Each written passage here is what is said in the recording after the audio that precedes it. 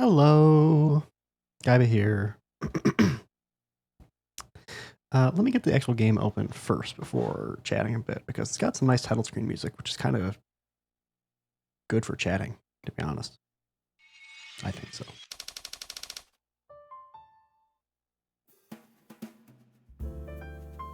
There we go. I know it's just like jazz, but the specific song kind of actually, parts of it really remind me of like the SimCity 3000 soundtrack, which has some good songs. Anyway. So the original plan was to go back to Final Fantasy 16 the next stream after finally finishing Ghost Trick. And depending on how this demo goes, or if it's quick or something like that, I might try to squeeze some Final Fantasy 16 in at the end. But I don't know, Ghost Trick just kind of went well. I was enjoying it, and some people were popping in and enjoying it, and so I kind of got a little bit of an appetite for... Well, to be honest, I got an appetite. Like, I wanted to do some Ace Attorney. Unfortunately, there's not really an Ace Attorney I haven't at least played a bit of. The Great Ace Attorney that recently, like, double collection that came out, I played like the fan translation of the first game. And after I got the Switch version of that dual pack or something, a while ago, I started the second game and I finished the first case, like a tiny bit of the second case, but I haven't really gotten further than that. And I'm like, well, I don't really want to like start over just that. And even then, if you're not doing the whole first game, there's a lot that ties in, and so that would be kind of weird for viewers and stuff. So I'm like, yeah, that's not really an option. And I knew about this, which is basically like extreme Ace Attorney like clone, I guess, almost you could call it, probably, but you know, dealing with like wizardry magic stuff rather than, I guess, the gimmick of their somewhat being weird spirit medium things or something. I mean, I think it's a little bit more spirit medium stuff is not like super pervasive. It's definitely important at various points in Ace Attorney, but in any case, I'm getting magic is a little more substantive here than spirit mediuming stuff is in Ace Attorney throughout. I'm really not sure what to expect. It seems like it's got good reviews. That might be a thing where people are just super hungry for Ace Attorney, that like they're just like, oh, it's a lot like it, you know, and they're just like frothing at the mouth.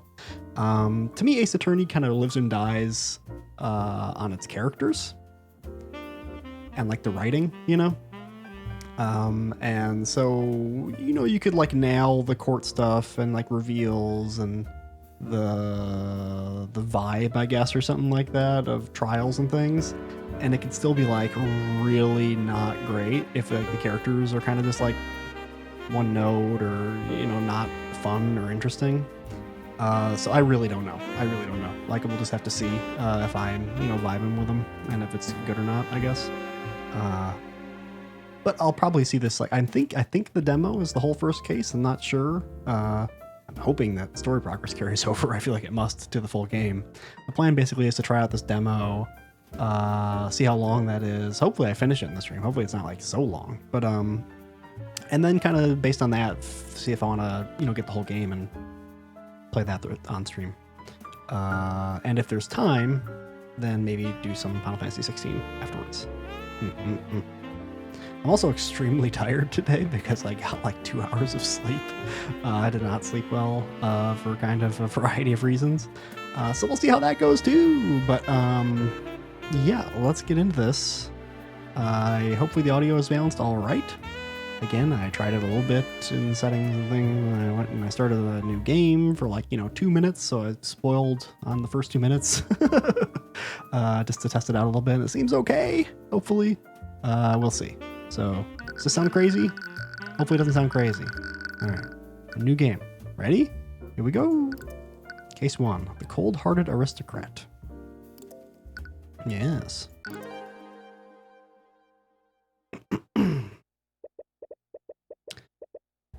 The fields of battle are filled with suffering and despair. This is a cheery start.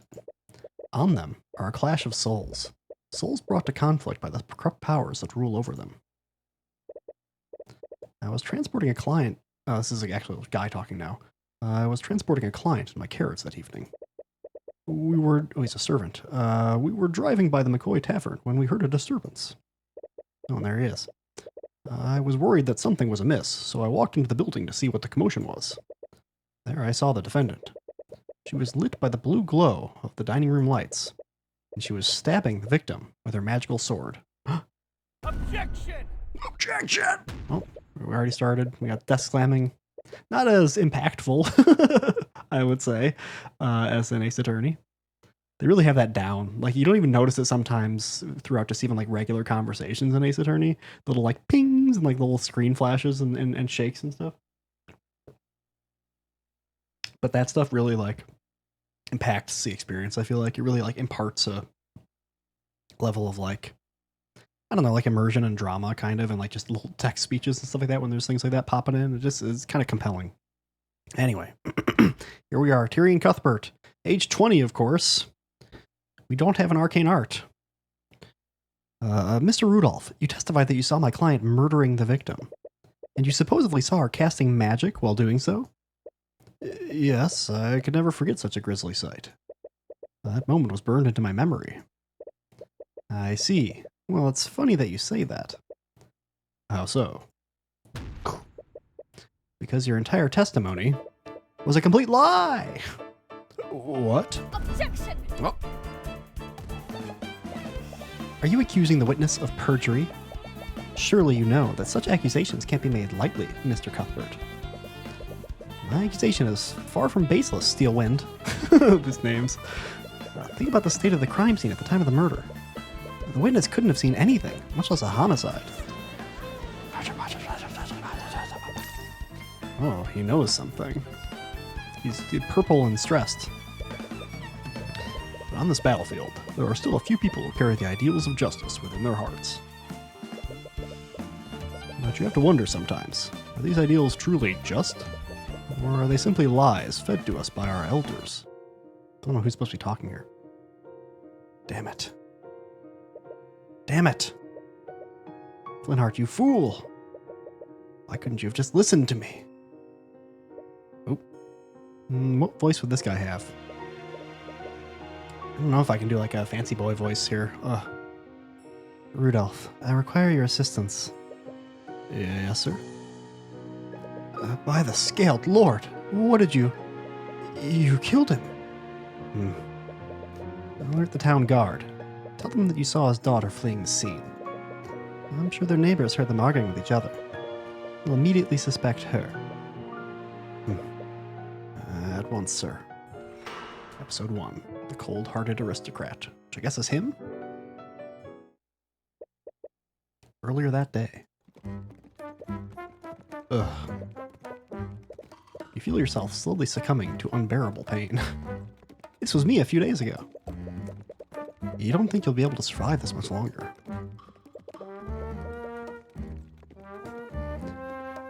Are you sure you're okay, Cuthbert? You look like you're about to pass out. Name, Ruby Tamora. God, is she our mentor? This is she just Mia? Alright. Don't worry about me, Miss Tamora. I'm fine. You've been riding in this carriage for days. You were definitely not fine. With each bump in the road, you feel yourself becoming more and more nauseous. It's taking every ounce of willpower just to hold down your lunch. I'm perfectly fine. If you say so. Oh. You feel the carriage drive over a large bump in the road. You can feel and hear your stomach retching in protest. The stew you ate for lunch doesn't taste nearly as good the second time. Oh god. Do we need this? Do we need this? Do we need this? I don't need this. On second thought. Oh good, he threw up. Meh. Meh. Gross. That's better. Take a deep breath of fresh air. Or maybe you didn't throw up, maybe you just stepped outside. It's the first breath you've taken today that hasn't threatened to come back out. Okay, Jesus. Sorry about this. I didn't expect the roads in this town to be this uneven. I suppose they don't get a lot of traffic here. You've been on the road with your mentor for days. Together you've been searching for a man named Flintheart McCoy. Supposedly, he's been a voice of dissidence against King Olivier for the last few decades. You have no idea what kind of business Miss Tamora would have with him. But you know better than to ask questions about her affairs. Hello, travelers. Welcome to Cornhaven. A local merchant steps out from one of the nearby shops. He has a wide smile on his face, and he approaches your carriage with the enthusiasm of a starving vulture. Would a pair of dignified individuals such as yourselves care for a refreshing drink? Those clothes. They must be from the city, and he's happy. And he's like, read people's minds? He certainly has a friendly expression, but his thoughts seem very analytical. Well, I don't need a drink, but... Mr. Moore glances at you and your stomach rumbles in agreement. Ah, of course, I have just the thing for an upset stomach. With a carriage like that, I bet I could fleece them for a lot. His thoughts and emotions are laid bare through your eye of Horus. That seems unethical. The merchant's expression doesn't betray a hint of what he's truly thinking. You wonder if his false smile could get any bigger. At this rate, he might dislocate his jaw. I gotta fix my... Hold on a second. Okay. How about 2 flasks of apple juice for 50 silver pieces? 50 silver pieces? You may find the price daunting, but this is organic and fresh-made apple juice. It's just store-bought juice, but I bet they can't even tell the difference. Out of the corner of your eye, you spot an empty bottle of store-bought apple juice. It's resting on a table inside the merchant's shop. How do you see that from here? Store-bought apple juice. Cornhaven merchant has a bottle of store-bought apple juice. It's resting on... Yes, okay, it's suspiciously empty. Add it to notes. Tyrion will make mental notes of notable clues he sees in the world. These notes are instrumental to solving mysteries and progressing through the game. You can check these notes at any time by opening the toolbar on the top left screen.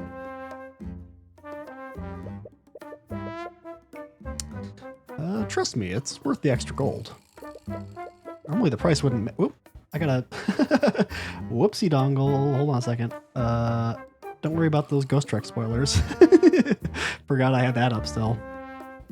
This is not Ghost Trick. Although I'll still say that don't spoil yourself if you haven't played Ghost Trick. I'll say that, but you know you shouldn't be spoiling yourself on Ghost Trick here anyway. Normally the price wouldn't matter that much to you. But you don't appreciate being treated like an easy mark. Oh shit. Argument. You started an argument with another character. During an argument, your opponent will make claims that you need to respond to. Responding correctly will lower your opponent's confidence. Responding incorrectly will lower your confidence. And once you run out of confidence, you will lose the argument. Alright. I think you need to elaborate. You said that this apple juice is organic, but where is it made? It's produced by the hard-working people of this town, of course. We only trade organic products. In a small town like ours, we only deal with locally sourced products. Presenting during arguments. For certain claims, you'll need to present a piece of evidence to refute that claim. To proceed, present the piece of evidence that contradicts your opponent's claim. Okay. I present. You say that, but I can see an empty bottle of store-bought juice inside your shop. Why would you have something like that if you only deal with organic products? Oh, how did that get there? Make no mistake, I only had that because I wanted to see how my products compare to that of the city. And let me tell you, that mass-produced slop doesn't even compare to my product. Then why would you say, how did that get there? What an obvious lie. This juice is worth far more than what I'm offering. Honestly, I'm offering you a very good deal. I do like that little presentation of the claim. That's fun. Interpreting during arguments. For certain claims, you'll need to look at your opponent's thoughts and emotions. Choose the correct response depending on the information seen.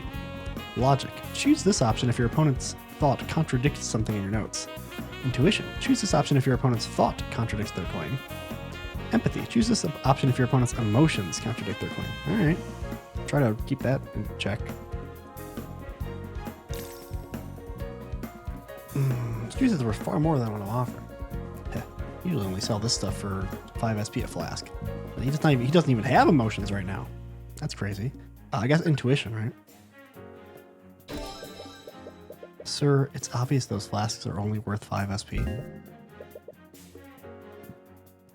What? How did you? Well, it's clear you're a very shrewd man.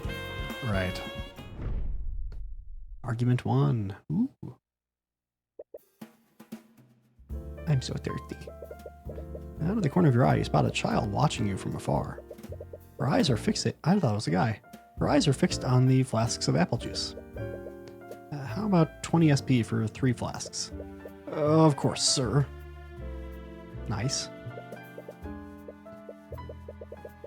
The Kingdom of Wyverngard, established around 2,000 years ago by the 7 High Archmages. Okay. The kingdom is currently ruled by King Olivier de Wyverngard and the mages of his nobility. The nobility will tell you that our marvelous kingdom is a land of prosperity and happiness. A land where its people share the wealth and succor provided by the kingdom's magic. But? Thank you. I haven't had anything like this in years. Child's passing thoughts tell you exactly how much succor the kingdom is sharing. I didn't know you had such an eye for rural economics. Well, I suppose I just have a good intuition for this sort of thing. Or did you use another kind of eye? Don't get me wrong, your so-called Eye of Horus is an amazing gift. You should take every opportunity to hone it. But try to be more subtle next time. I guess the difference between her and Mia is that Mia was like what? Like 23 or something? 24, and like Phoenix was 20. And Ruby here is 40 fucking 6. God damn, she was pretty good for 46 years. Just saying. If I can see through you, others will be able to as well. Right. Anyway, I did some asking around while we were haggling. Supposedly, the McCoy Tavern should be north of here. If my tip is correct, this should be the place. Wait, this is the McCoy Tavern? With the state it's in, calling it a tavern is pretty generous. You find it hard to believe that this has a secret meeting place for dissidents. Now that you think about it, maybe that's the entire point. The tavern has been shut down for years. Nowadays, Flintheart just uses it to host his rallies. Although, I do wonder how they've been keeping themselves afloat for this long. Hey, you lot! The McCoy Tavern is closed. A rough man approaches your carriage as you step out of it. He's eyeing you and Miss Tamora, a clear look of contempt on his face. I take it that you're Flintheart McCoy? I am. What of it? Alright. What about his age? Question marks? Sorry for not writing ahead of time, but I'm Ruby Tamora. I wanted to speak with you. Ruby Tamora? Wait, the Ruby Tamora? Any animosity he initially had immediately vanishes. He lets out a laugh. It's as if he were meeting an old friend. Why didn't you say so? Come on in.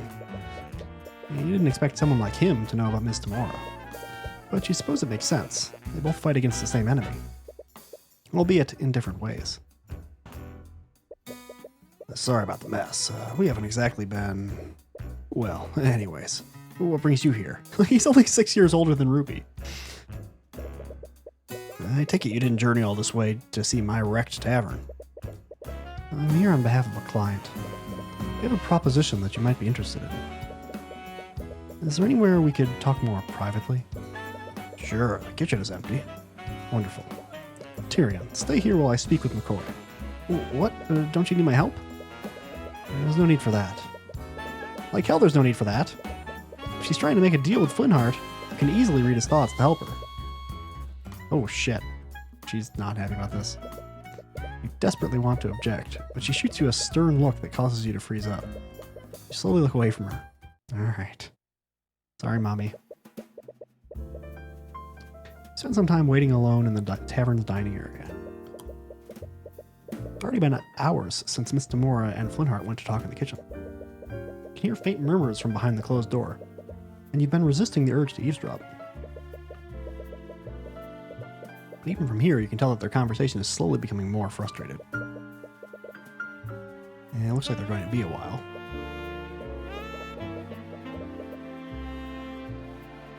What? I don't want to play chess. Well, it's a good thing you always bring a chess set around. For out the small chessboard that you've carried around since you were a child. What, we play like chess solitaire or something? Chess can be played with one person, and you've always taken advantage of that. Tyrion's really the life of the party here. Checkmate. You win against yourself. This time is black. Okay, man. I've played 10 games already, and I've won 7 out of 10 times as black. Okay. Hello? Statistically, white is more likely to win. Unbeknownst to you, you're thinking out loud. So why am I performing so much better when playing as black? Hello?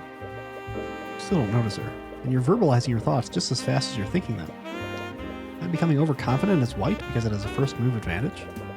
Or perhaps that very advantage is affecting my choices and making me play in a suboptimal manner. If a personal quirk is making me play illogically, then I need to correct it. Hey! What? How long have you been standing there? It's about time you noticed me. I've been trying to get your attention for a while now. Oh, sorry. Do you know where my dad is? Your dad? Flintheart McCoy. I'm his daughter, Celeste. Whoop. Mercenary. Oh, Flintheart is speaking with my mentor right now. Did he almost call him his mom? Or his like, they don't have the same last name. Not that, I mean, it's still possible. Well, I don't think they have the same last name, right? Yeah, Tamora. Huh. Oh, I wanted to show him something. Do you know when they'll be done? I don't know. They've been speaking in the kitchen for a while now. You hear Flintheart and Miss Tamora's voice is getting louder and more frustrated, but Celeste doesn't seem to notice. Her eyes seem to be focused on your chessboard. This is chess, right? Are you playing against someone? Oh, I'm playing against myself, actually. Oh, that's... I feel a judgmental stare. I was doing that too, Tyrion. Playing alone helps me develop new strategies. Plenty of professionals do it. Hey, I'm not the type to shame a man for playing with himself. Okay. That's, relax, I'm just joking. Anyways, if you're still waiting for your mentor, do you want to play a game? Oh, you know how to play? Sure, I've read about this before. She's read about it. This table is so dusty. Celeste takes a seat on the other side of the table. She tries to set up her side of the board, but fumbles with the pieces. She stares at one of them, confused. How do I arrange these things again? Part of you regrets accepting her challenge, but it would be impolite to back out now. Here, I'll arrange them for you. Thanks. Okay. Checkmate. You defeat her in 2 moves. How can you defeat someone in 2? Can you really defeat someone in 2 moves? I don't know chess. That seems crazy. Wait, what? Already? How did you do that? You decide against telling her what the name of that mate was. Rematch me. I want a do-over. Sure, why not? Not as if you have anything better to do. Celeste's brow furrows as she tries to decide on her next move. She hasn't realized that the game is already finished. Here. She moves her knight into a position to attack your queen. It should have stopped your assault on her king, but checkmate. Scholar's mate this time. What? Come on, how do you keep doing that? Look at the closed door to the kitchen. Flintheart and Mr. Moore's discussion is becoming louder. How long are these two gonna fucking be, bro? It doesn't sound like they'll be done anytime soon. Again, I'll definitely beat you this time. My god, they're in there for a long time. Someone who clearly never played before, she's quickly improving with each game. It's impressive. She's observing your strategies and adapting them to her playstyle. With the way she's playing now, she could even defeat a nationally ranked noble. What? What? Alright, wow. Alright. Checkmate. But even so, you've been playing this game for a lot longer than she has. How are you always one step ahead of me? It's like you're reading my mind. As if you'd even need to. Just one more game. I'll get you this time. Hello, Cuthbert. Ms. Tamora emerges from the kitchen with Flintheart. They both look mentally exhausted. It looks like negotiations didn't go well. Hi, Dad. Oh, hello, sweetie. Flyntheart looks irritated, but as soon as he sees Celeste, he quickly hides it behind a smile. You wonder what their discussion was about. What's this? Some kind of game? Miss Tamora glances at pieces on the board. Don't feel too bad about losing to him. He's nationally ranked. Oh, you're a professional. Is that why you're wearing a suit? No, chess is just a hobby. I'm actually a defense attorney. An attorney? Speaking of which, we should probably be on our way. Hey, sorry for refusing you after you came all this way. I really respect what you're doing. I don't want anything to do with your mage friends. Oh, Celeste is sad. You wonder what he meant by that. Was Miss Tamora trying to introduce him to one of our clients? Anyways, it is getting late. If you leave now, you won't get back to the city until morning. She's right. This region is littered with bandits and brigands. You wouldn't want to run into them this late. I guess you have a point. We have plenty of empty rooms, so you can stay in until morning. It's the least I can do after you came all this way. Well, if it's not too much trouble, we might as well stay here until tomorrow. The tavern is shut down, but we still have some sheets and blankets. I'll go get the rooms ready. Celeste and Flyntheart leave the dining area to get your rooms ready. You're left in the dining room with Miss Tamora. So, I take it that negotiations didn't go well? No, I didn't expect him to be so stubborn. Honestly, I have no idea what that man has against mages. Well, there is one way to find out. Why are you being so secretive? If your business with Flyntheart is related to our clients, I can help. It wasn't important, and your presence was not necessary. Such an obvious lie, but you can't read a single thought from her mind. She's had years of practice hiding her thoughts from the Eye of Horus. Celeste enthusiastically came back downstairs. She seems to have noticed the tension between you and Miss Tamora. Sorry to interrupt, but your room's ready now. Right. Thank you. Excuse-moi. An awkward silence hangs in the air as you and Miss Tamora head upstairs. You reach the upper hallway and see the two rooms that Celeste prepared for you. Miss Tamora stops before entering a room. You were playing chess with Flyntheart's daughter earlier. Was she any good? Not at first, but she got a lot better as we kept playing. I'm sorry for leaving you there for so long. I didn't expect our discussion to last that long. No, it's fine. Despite everything, I enjoyed playing against her. I see. Well, I suppose you are at that age. Oh my god. Come on. No, it's not like that. It's just that outside of tournaments, I never really get to play against another player. You only ever want to play shogi against me. Because shogi is clearly superior. Also, what do you mean at that age? Do you reach an age where you don't want companionship? Like that's just a personal thing. It's complete anarchy is what it is. You just bring fallen pieces back to life like some kind of necromancer. It adds depth. Dropping it adds a dimension of play that isn't present in chess. You sternly look at each other, your position's already made.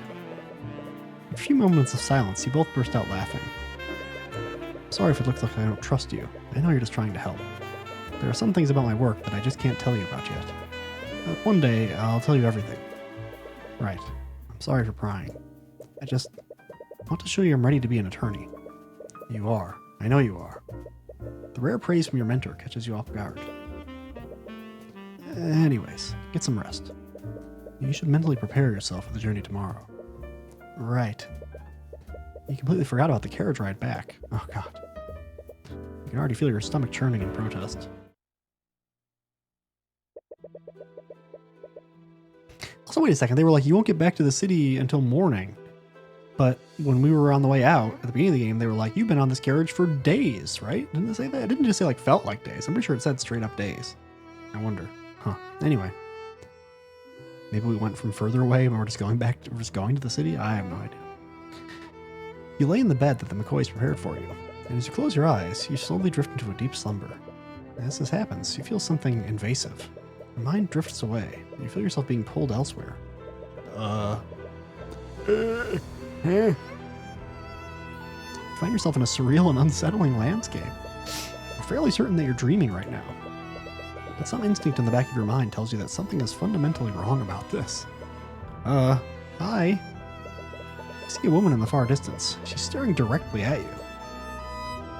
What? Presence? She's murmuring something, but you can't quite make it out. She's trying to say something to you? Finally found. I finally found you, Heavenborn. Fucking yandere all of a sudden. You're jolted wide awake. I would be too, Jesus. Can't exactly remember what that woman said to you. But whatever her words were, they sent a piercing chill down your spine. Your breath is heavy and your heart is beating at 100 miles per hour. Calm down. It was just a dream. At least that's what you try to tell yourself. Please, just let me explain. I don't want to hear it. You hear the voices of Celeste. You hear the voices of Celeste and Flintheart ring out from downstairs. It must be extremely late. What could they possibly be arguing about at this hour? I want you out of my house. Out! Dead silence lingers in the air before you hear someone rush out of the tavern. Whoever left slams the door behind them. What was that all about? None of your business. You only met those two today. It'd probably be best not to get involved in their affairs. As you tell yourself that, a brief image of Celeste's smile appears in your mind. Damn it. Okay. Was it Celeste that ran off? Does she know magic? Is that why, does her dad hate her because she knows magic? You slowly make your way out of your room. The hallway is nearly pitch black. You can barely see a few inches ahead of you. You have to watch your step to avoid tripping. Run into Flintheart, who is slowly walking up the stairs. Even this close, it's hard to see his expression in the darkness. Sorry, I just heard... Right, I forgot you two were... His words trail off. Is everything okay? He's worried and sad? Sorry, I'm just going to... You awkwardly shimmy past Flintheart to head down the stairs. He doesn't move out of your way. It's clear his mind is elsewhere.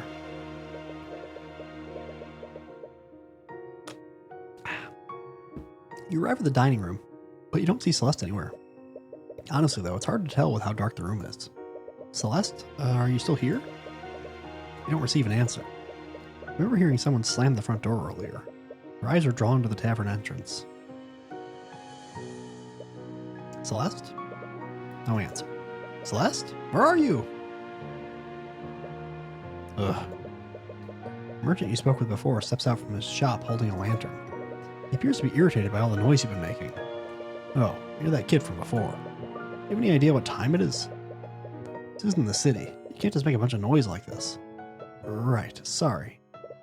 I was just looking for Celeste. Who? Celeste McCoy. She's Flintheart's daughter? Merchant's expression becomes a little colder. Do you know them? What do you want with that bastard? That damn mage. What? Those two probably woke up half the street with all their yelling. I don't need you keeping us up too. If I hear any more noise, I'm going to call the town guard. Before you can get a word in, the merchant walks back into his home in a huff. You look around, but you still don't see any sign of Celeste. You decide to continue searching. Okay. I can't believe I said those things to her. She'll never forgive me for this. I see your temper is as short as ever, Flintheart. You? Honestly, how do you live in this darkness?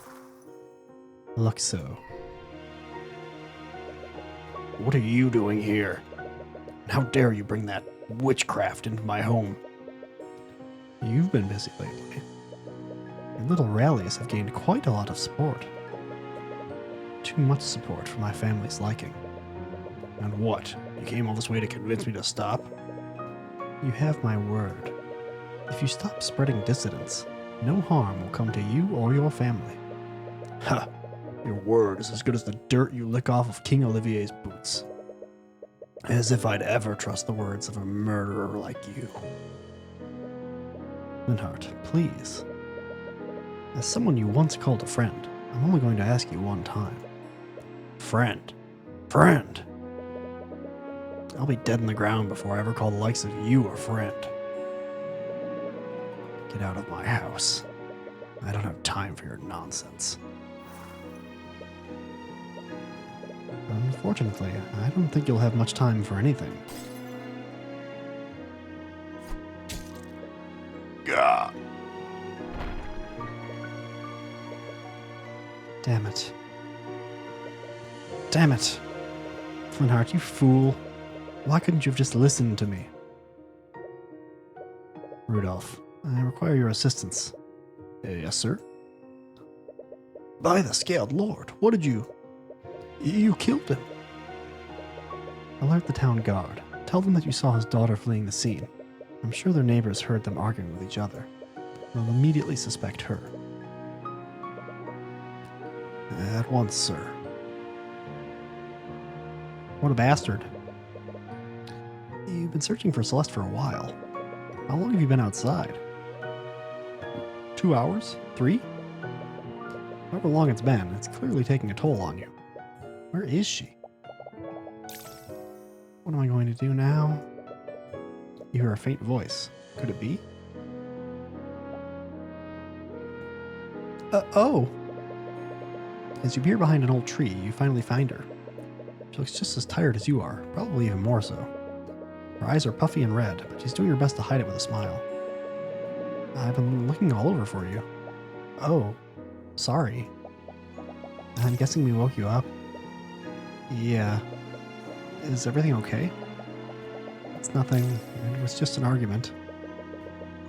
From the way she reacted, this is clearly not common. You suppose that it's none of your business. You decide not to pry further. Have you been looking for me all this time? I have. Thank you. But I'm okay now. You should head back. What about you? I think I'm going to stay out a little longer. I know that you should mind your own business, but I'm sure whatever happened between you two is nothing. Sorry. I'm sure whatever happened between you two, it's nothing you can't talk out. Hmm? It doesn't happen a lot, but sometimes Miss Tamora and I get into fights too. But no matter what happens, we were always able to talk through it. Sorry, I know it's none of my business, but No, I really appreciate it, thank you. Many emotions. You're right, let's go back.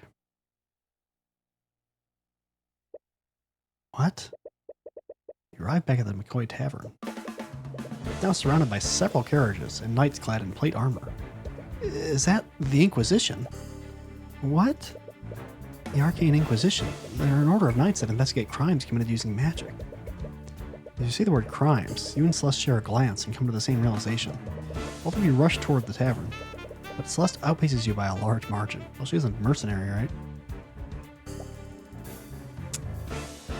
Oh, and she knows transmutation. What? No. No! She reaches the tavern before you, and before anyone can stop her, she takes a look inside the inn. Whatever she saw makes her cry out in anguish. She drops to the ground in tears. There she is. Celeste McCoy, by the authority of the Wyvern Guard Crown, I'm placing you under arrest. On seeing Celeste, one of the knights steps forwards and grabs her. Surprisingly, she's able to break free from his grip and tries to push further into the tavern. Noticing the commotion, 3 other knights rush to grab her and begin dragging her away. She kicks and screams against them, desperately trying to break free. Even between the 3 knights, it's taking all of their strength to subdue her.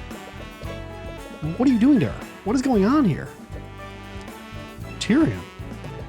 Miss Tamora approaches you. You breathe a small sigh of relief when you see that she's okay. Miss Tamora. Should have known that he was one of yours. Just stay out of our way. Miss Tamora, what's going on? Why is the Inquisition here? I'm surprised myself. From what I understand, Flintheart McCoy has been murdered. Murdered? Save. Oh, okay. Save. There we go. I need to stretch.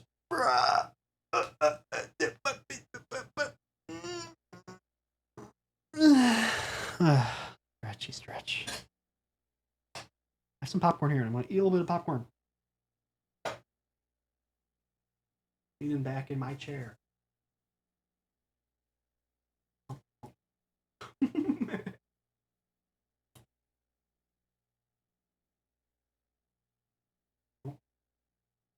Like, no opportunity to eat. All I'm doing is reading fucking dialogue. You know? But I want to eat some of this popcorn. So just give me a minute here.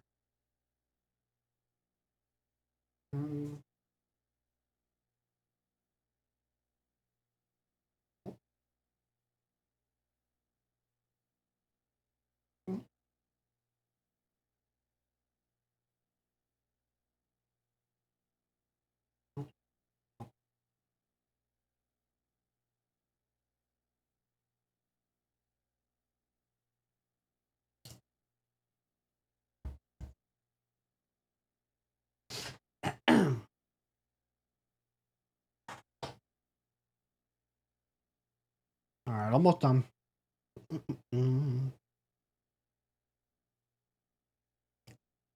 Wow.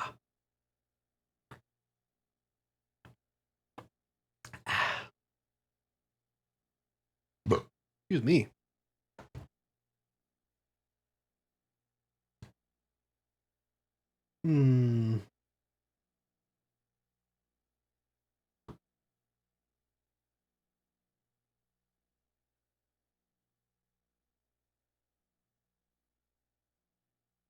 Sorry, I'm looking at something now. Oh.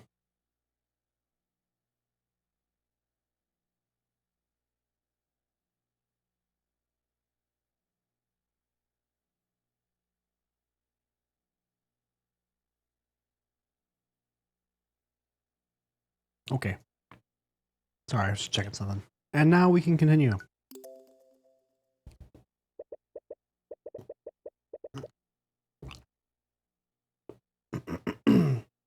You follow the Inquisition back to the city where Celeste is being detained. According to Ms. Tamora, Celeste was the prime suspect in Flintheart's murder. And due to the supposed nature of the crime, her case would be pushed to trial immediately. But many elements of this situation still don't make sense. The Inquisition only investigates crimes committed using magic. So why is Celeste their prime suspect? Could she be a mage? It said right on your UI, Tyrion, that she knows transmutation stuff. This is ridiculous. She has a right to speak to an attorney. Anyways, you find yourself met with another hurdle, a very frustrating one. Yeah, well, can't let you see her until she's been processed. These accents can exist in this fantasy land. Her trial is in an hour. Has she not been processed yet? I don't know what to tell you, kid. I wish I could help. You don't need to use the eye to know that's a complete lie. So, you're really planning on defending her? Do you know if she can even afford a lawyer? I just can't stand here and do nothing. You saw them, didn't you? There was no way she would murder her father like that. I know that look. I was saving this for a special occasion, but... Attorney's runestone has been added to your notes. Magical runestone that allows you to take pictures of crime scenes and write notes telepathically. Every attorney has one. It's almost like a badge for them. This is an attorney's runestone. If you're going to defend her, you're going to need one. You begin to tear up. You've wanted one of these ever since you were a child. It's basically a badge of honor for attorneys. Don't cry, Cuthbert. Sorry. Anyways, keep one thing in mind. If you try to defend her, the Inquisition isn't going to fight you fairly. So this is kind of a stupid qualm, but like, I don't like that they say anyways all the time. I feel like that comes across a certain way. Like, just say anyway. The anyways kind of feels weird to me, that like all these adults and everyone is anyways. Like, I don't know. Maybe I'll stop saying anyways and I'll just start saying anyway, because it's kind of annoying me. Maybe that's unreasonable, but that's what I'm thinking I might do. If you try to defend her, the Inquisition isn't going to fight you fairly. Our court system only exists to create the illusion of justice. They hate people like us, and they'll do everything in their power to sabotage you. Damn it, you knew that they tried to get in your way, but you didn't expect them to do it this blatantly. Ugh, what's all this noise? You're that knight from the tavern, and I already forgot your voice. That's Commander Orm White to you, kid. Orm White. Knight. I had a feeling tomorrow would be sniffing around this case. I didn't expect her to send a kid to do her dirty work. Commander, he says that he wants to talk to the mage. And? She's got a right to an attorney, doesn't she? Well, she hasn't been processed. Commander White looks confused for a moment. The hell kind of bullshit are you trying to pull? Let him through, you idiot. Yes, sir. Knight leads you through the halls of the dungeon. Something built in the capital. It looks extremely old and decrepit. The prisoners aren't happy. Why are all the emotions negative except for one? Pick up the negative emotions of the prisoners nearby. It's a heavy and almost crushing feeling. The only positive emotion is happiness. That's the only one that exists. You've always had to avoid crowded places because of how sensitive you are to people's thoughts. Never felt this much concentrated despair before. Sounds painful. Oh, it's you. She's only feeling happy right now. Even though she's in prison, she's not feeling any other way other than just happy in that moment. Celeste is lying down on the cold floor of one of the dungeon cells. But she immediately gets up as soon as she sees you. What are you doing here? Miss Tamora told me about what happened to your father. I'm so sorry. I just don't understand. I don't understand any of this. Why would someone do this? Why are they blaming me for it? I'm not sure about the details, but it's clear that there were elements of magic involved in what happened. Since they arrested you based on that evidence, I can only conclude one thing. Celeste, you're a mage, aren't you? There's no sense in hiding it anymore. Yes, I am. You have noble blood? Of course not. Why would you say that? Sorry, but the ability to use magic is hereditary. Most mages tend to have some kind of noble blood. I honestly don't like thinking about that. I'm the daughter of Jolene and Flintheart McCoy. That's all I need to know about myself. It would probably be best not to push the matter further. Anyway, you were probably, without an S, you were probably arrested because you're a mage. What? The crime was committed using magic, and you were the only mage around at the time. Is that seriously the only reason? I only know how to cast one spell. The Arcane Inquisition doesn't care about the truth. They only care about closing their cases. Celeste, your case is being pushed to trial. You're going to be brought before a judge within the hour. What? No one told me anything. Damn it. What are you planning on telling her? If you'll have me, I'd like to be your defense counsel for the trial. Right, I forgot that you were an attorney. Would you really do that for me? After everything I've seen them do, I can't just stand by and do nothing. But they're a part of the kingdom. Do we even have a chance? It's hopeless. Celeste, man, king, or god, I won't let them do anything to you. Okay, bro. Alright, dude, settle down. What? Sorry, it's just something I have a habit of saying. Why? Why do you have a habit of saying that? No, don't apologize. I guess it made her a little happy, though. I really appreciate you doing this. Clear this entire situation is bittersweet for her. What is sweet about it?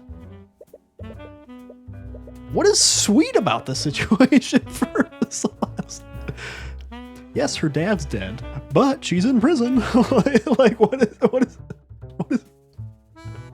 where is the sweet part of this situation? And because of the Inquisition's delays, you haven't had any time to investigate the crime scene. You were confident before, but you begin to doubt whether or not you can really do this. Everything is happening so fast, it feels unreal. No, you have to do this. This is the exact reason why you became a lawyer. No matter what happens, you'll acquit Celeste. We're very confident. Oh, hey, we're just in trial. His eyes. It's got like Dachi vibes or something right now. My god. Courtroom. I'm in a real courtroom. Actually, entering the courtroom has taken a lot of wind out of your sails. I've never been here as an attorney before. I've only ever acted as Ms. Tamora's assistant. Arya Steelwind. Age 18, of course. Evocation. And a prosecutor. A woman at the prosecutor's bench is staring at you. Miss Tamora mentioned her before you went to see Celeste. What was her name again? I think it was Arya Steelwind. Yep. Hello. Cute outfit. We just have a regular ass suit, basically, man. What the heck? Look what she's rocking. God damn. When do we get our like fishnet arms? Like a little beret thing. You can feel the coldness of her glare burrowing into you. Why is she staring you down? Is she trying to intimidate you? We have a super regular suit too. It's not even like a. It doesn't even feel like a weird mage thing, you know? It's like. It just feels like a regular ass suit. Because it's working. Oh shit, look at that guy. Oh, God. This is a much less cozy looking judge than the one from Ace Attorney. I have to say. Court is now in session for the trial of Celeste McCoy. The prosecution is ready, Your Honor. Oh, the defense is also ready, Your Honor. It doesn't necessarily sound very ready. Regardless, let's begin the proceedings. Prosecutor Steelwind, please list the charges. Oh, hey, hello. What is like fucking tech, or is that like your evocation? What's going on there? Is that magic? It's like cyberpunk magic. What the fuck? The defendant is Celeste McCoy, a mercenary for hire and a registered mage. Wait, did she just say mercenary? I said that right? She told you she was a mercenary, didn't she? Or did it say that in the occupation? My bad. I guess he doesn't get to know what's on the UI. It's kind of funny. It's like, but some things we get are question marks, so why do we get to know sometimes that he doesn't? Yeah, I had to take up a job after my family's tavern was shut down. Oh, right. It's not exactly the first occupation you choose. She's charged with second-degree murder and negligent misuse of the arcane arts. I see, so there was magic involved. Yes, the crime occurred within the McCoy Tavern, a local inn that shut down years ago. The locals reported hearing a loud commotion from within the building. Hours later, a carriage driver that was nearby checked the disturbance. It was then that he found the victim, the defendant's sword still impaling his dead body. The Inquisition has provided an autopsy report and a record of the sword. Autopsy report. Fatal wound shows heavy traces of transmutation magic. Uh-oh. Celeste's sword. The alleged murder weapon. It's an ornately designed sword, but it has no magical properties. What was the defendant's relationship with the victim? I see that they share the same last name. The defendant is the victim's daughter, but not by blood. She was adopted into the family when she was an infant. Her birth parents are currently unknown. I see. What an unfortunate turn of events. To begin, the prosecution would like to call Commander Orm White to the stand. Hello. Witness, please state your name and occupation for the court. Name's Orm White. I'm commander of the Arcane Inquisition. Orm, could you please testify about the details of the Inquisition's investigation? Yeah.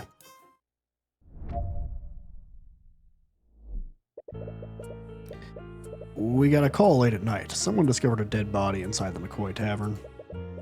When we arrived on the scene, we found Flintheart McCoy dead on the floor. The defendant's sword was still inside of him.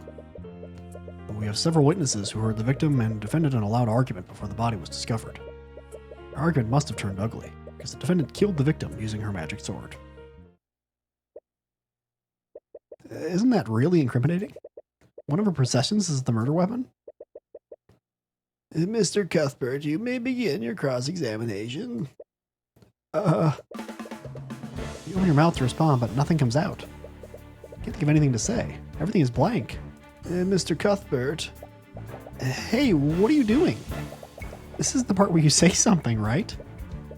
I'm sorry, I don't.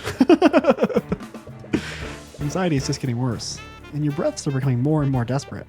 Are you hyperventilating? What a disappointment. I was hoping to fight against the infamous Ruby Tamora today, but it's clear you can't even hold a candle to her.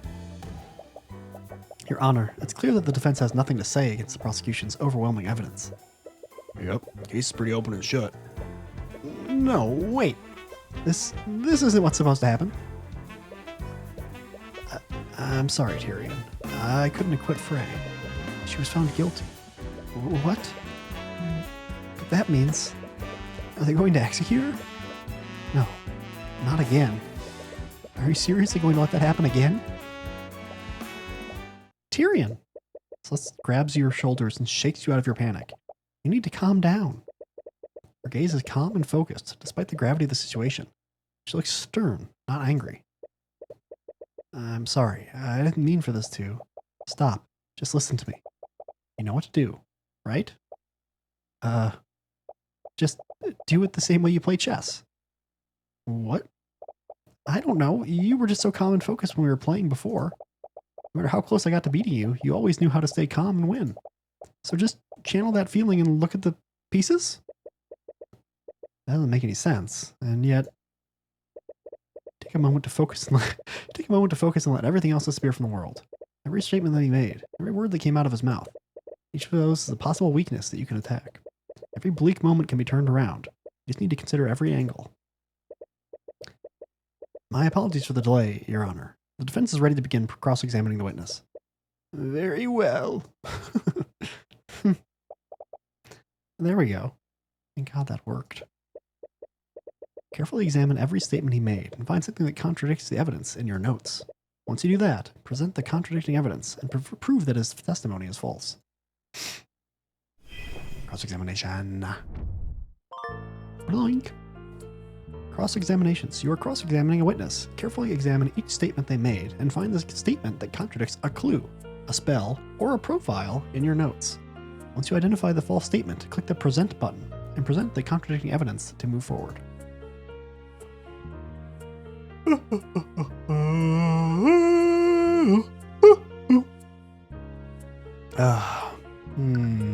I call it at night. Someone discovered a dead body inside the McCoy Tavern. We gotta press everything, right? At what time exactly did you get this call? And who discovered the body? Call came in at 1:25 a.m. This was the witness who discovered it. He wanted to remain incognito. It's not unusual for a witness to stay anonymous. It's well within their right. This would be a lot easier if you could question the witness directly.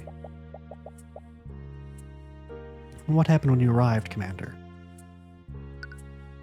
When we arrived on the scene, we found Flintheart McCoy down on the floor. The defendant's sword was still inside of him. Brass.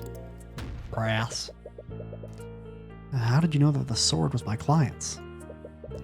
Her sword is made out of some kind of special alloy.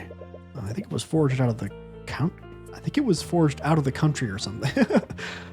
I thought it was like literally forged out of the material of the country. That's how I read that at first. Okay, I think it was forged out of the country or something. It still kind of reads that way. It'd be hard to mistake something like that. We also have several eyewitnesses who verified that the sword belonged to the defendant. She made no effort to hide it from the public. Quite the contrary, she was quite proud to show it off. But even if the sword belongs to my client, that doesn't necessarily mean that she was the one who stabbed him. Yeah, well. We have several witnesses who heard the victim and defendant in a loud argument. Yeah. How'd they know it was my client and the victim that were arguing? You were there, weren't you? You had to have heard them too. Every witness we talked to knew it was them. Well... Your Honor, it's clear that the defense is playing devil's advocate. Even he should have recognized their voices. Well, they've got you there. Damn. The argument must have turned ugly because the defendant killed the victim using her magic sword. Brats. That's conjecture. Weren't there plenty of people around who could have committed the crime? That tavern had been closed for years. Defendant, the victim, and Ruby Tamora were the only ones there before the body was discovered. Plus, the murder weapon definitely belonged to her. Well, it's a given that Miss Tamora didn't do this, and it'll be hard to prove that someone else was at the crime scene. But you can't help but feel that there's something off about what he just said. You shouldn't have panicked so much before. His testimony is straightforward, but that will actually make this easier. Assuming that McCoy is innocent, there has to be a flaw in his logic. You just need to compare every statement to each piece of evidence in your notes. Once you find a contradiction, present that piece of evidence to the contradicting statement. Wouldn't necessarily have to be a contradiction. It could just be that what he's saying isn't ironclad, you know? He's just like, it seems most likely that it's this person. Then it wouldn't necessarily have to have a contradiction. It could just be wrong, you know? Anyway. Guess let's look at our stuff. Yawn! Died after being stabbed from behind with a magical blade. Fatal wound shows heavy traces of transmutation magic. It's an ornately designed sword, but it has no magical properties.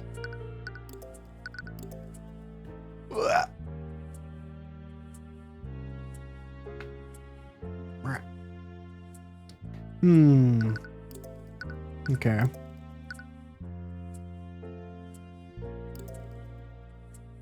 Yeah, it's not a magic sword. Objection! Objection! Commander White, you testified that the victim was killed using the defendant's magical sword. Am I correct? Yeah, it's pretty obvious when you look at the crime scene. I think I'd actually have to disagree with you on that. The defendant's sword couldn't have possibly been the murder weapon. What are you talking about, kid? The sword was inside his body. Of course that's what killed him. That may be the case, but let's take a look at the autopsy report. It states that the fatal wound had heavy traces of magic. So how would a non-magical sword leave traces of magic on the body? What? Unimpressed. To leave a trace like that, the wound would have had to have been created with something magical. My client's sword may look fancy and expensive, but it is entirely mundane. Well, that doesn't make a lick of sense. The sword didn't kill him, then why was it in the body? Yes, I find that quite strange as well. Well, there's only one reasonable explanation, Your Honor. The wound was created magically, and someone shoved the sword into the wound afterward. What the hell are you talking about? The defendant is a damned mage. She could have easily killed the victim using magic. That may be, Commander. But why would she kill the victim using magic and then stab him with her sword? She would just be incriminating herself. No. If anything, this series of events proves one thing. Someone used magic to kill the victim. And then they pushed my client's sword into the wound to frame her. Objection! Don't get ahead of yourself. What? Your Honor, the defense is trying to spin the facts in his favor. He claims that a third party committed the crime and used the sword to frame the defendant. But wouldn't the simpler explanation be this? Magic was being channeled through the sword at the time of death. That is what left the magical trace on the body. Commander, please tell the defense how the murder was committed using magic. What? Alright. I think I see where you're going with this.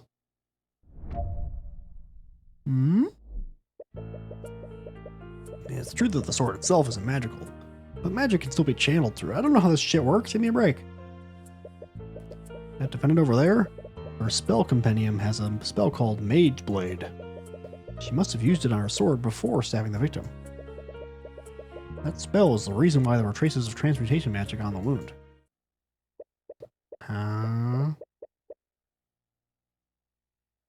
So her spell compendium contains a spell called Mage Blade. Spell compendium is a magical device that lists every spell a mage can cast. Luckily, Celeste's compendium only contains one spell. That means she can only cast that one spell. Celeste, do you have your spell compendium with you? No, I left it at the tavern after. Well, you know. You can't look at the description for Mage Blade. You'll have to approach this another way. The commander's testimony was a lot vaguer this time. You'd think the police would have confiscated it or something, or the inquisitors would have. Whew, can't talk. If you can press his statements, you might be able to find new information that you can use against him. Ching. Loink. Pressing statements. I may already did that a bunch. Oh, fine. I'll try to be more particular. I don't want to go through all the dialogue, I guess. Magic can still be channeled through it. Mage Blade. She wants to use it before stabbing the victim. Maybe this one? But why would she go to the trouble of doing that? Her sword alone would have been enough to commit the murder. The mages are always looking for an excuse to throw their power around. No rhyme or reason to it. Isn't that just your own personal bias, Commander? We don't need to understand why the defendant did what she did. The fact of the matter is that magic was present at the crime. Do you have any evidence of the contrary? You don't. Yet. Maybe 1? Are you saying that my client used a spell and channeled it through her sword? There are a vast number of spells that operate like that. Spells from the School of Transmutation are almost always channeled through an object. Weird. Mage Blade. It's a transmutation spell that sharpens my sword. I usually use it when I need to cut through an enemy's plate armor. I didn't realize that she led such a lethal lifestyle. But anyways, wouldn't it be excessive for the defendant to use a spell like that on the victim? He wasn't wearing any kind of armor at the time of death. The victim and the defendant were in an intense argument. Perhaps she used the spell in a fit of rage. It was a crime of passion, after all. Ugh. Theory's a little far-fetched. You'll need hard evidence if you want to disprove it. Okay, last one, I guess. If you used a spell like that, wouldn't it have created traces of magic on the ground? How so? Well, let's say we follow the prosecution's theory. That would mean that the victim fell to the ground with the sword still inside him. And at this point, Mage Blade would still be active, right? It would definitely leave a magical trace on the ground after making physical contact with it. We're already way ahead of you. We had our people scanning the crime scene. We found traces of transmutation magic right under the body, just like you said. Oh. If you don't believe me, I have a picture of the crime scene right here. Oh, why was this picture not brought to my attention? There was no need. The entire case is open and shut. Now it's going to have bad stuff for the prosecution, and she's going to be upset that it wasn't shared with her. Extremely Ace Attorney. You've seen pictures of the dead before, but it feels different now that the body is of someone you knew. Looks like there are traces of magic on the ground. But this shape is a little weird, isn't it? What was that just now? See it right in the photo. She killed him with a stab from the front. Brass. Right. This photo does show that he was stabbed from the front. Why do you feel like there's something wrong with this picture? This would be a lot easier if you knew the parameters of Mage Blade. Perhaps you can get him to add statements or evidence to his testimony. The only thing you can do now is press his statements.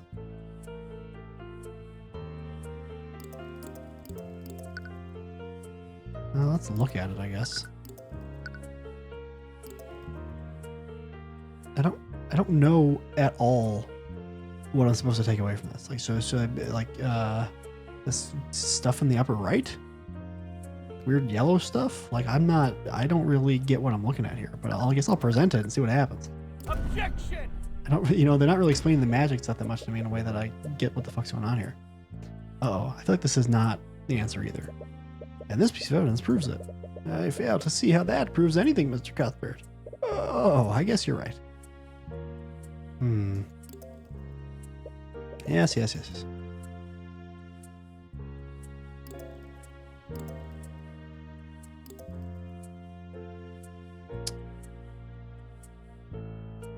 probably this one somehow, right? But is there something about...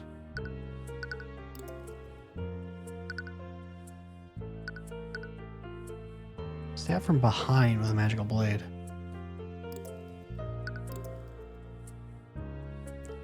Doesn't really look like he was stabbed from behind. But I don't really know how to read this either. I'm just going to try here too. I don't really know. It's kind of confusing. Objection! God damn it. Okay, this is control skip. What is skip? I failed to see. Okay. Bruh. Let's just try it everywhere, I guess. This is really Ace Attorney as well. It's clear, blah, blah, blah. Okay. Well, we're not being penalized.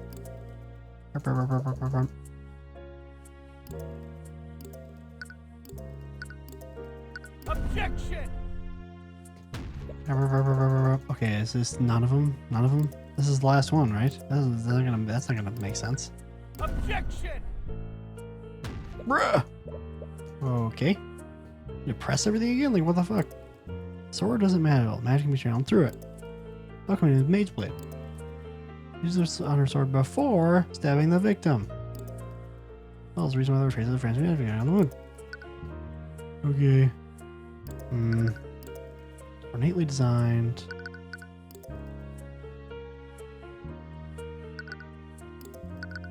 Maybe just like, this is a weird way to do this, but you see it right in the photo. She killed him with a stab from, oh, I'm stupid. Bruh. Objection! There we go. I'm sorry, Commander White. But it seems that you've presented another glaring contradiction. Oh yeah? What's that? You said that my client stabbed the victim from the front? Am I correct? Yeah, you can see it playing that picture. Look, I'm getting kind of tired. We're going to be here all day. So where's your contradiction? That's the thing, Commander. Your picture clearly shows that the victim was stabbed from the front. But the autopsy report says that he died from a stab from behind. What? Objection! Objection! Orem, you were supposed to release everything that you had. Why wasn't this photo given to me? There was no need. There's no way it could have been anyone other than that damn mage. Rumors ring out across the gallery. No matter how corrupt the justice system was, you wouldn't be able to cover up such blatant incompetence. You have them right where you want them. Maybe. I think this prosecutor's gonna be a real bitch, though. Order in the court. Mr. Cuthbert, what is the meaning of this? I'll tell you what the meaning behind this is, Your Honor. As the autopsy report states, the victim died from a stab wound originating from his back. But this photo clearly shows that the sword entered from his front. This can only mean one thing. The sword was inserted into the wound after the fatal wound had already been created. Oh, that's crazy. Do you honestly expect us to believe that? Please enlighten me, Commander White. How else would the sword be facing the opposite way? Do you think my client stabbed the victim with the hilt of her sword? I didn't think so. What really happened is clear. The real murderer stuck the sword through the victim's wound to implicate my client. They made a careless mistake, stuck the sword through the opposite side. Objection! It appears that I underestimated you, Mr. Cuthbert. But you still got ahead of yourself. How so? Like voicing the judge. Really, Miss Steelwind? I believe that Mr. Cuthbert has adequately cast doubt on your case. Oh, did he now? Then let me ask you one question, Mr. Cuthbert. If your client didn't kill Flintheart McCoy, then who did? How should I know? If I'm not mistaken, it's the commander's job to figure that out. Well, I'm well aware of the commander's incompetence. One fact still stands. There was magic detected on the wound and the sword. Would you like for me to tell you how many mages live in that small town? I like where she's going with this. Just one. There's only one registered mage in that entire town. And that mage is your client. What? Nani? Well, those these AR fucking like reports.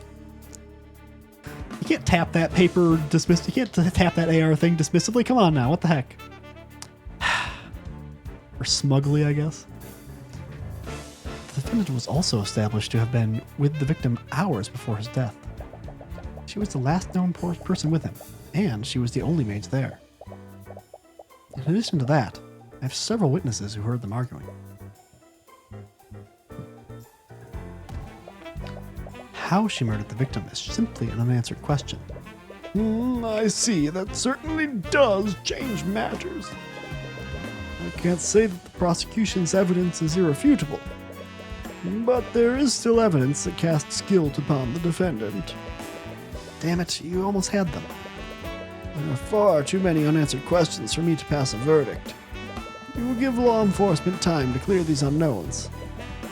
I suggest that they conduct their investigation more thoroughly this time. We're not already at the end of a day, are we? We've barely done any trial at all. It's like 15 minutes? No. 20? What the fuck? That is a very short day for an ace attorney like very short day of trial. Even for like a first case. We will resume the trial tomorrow morning. Court is adjourned. Shabam. Judge out.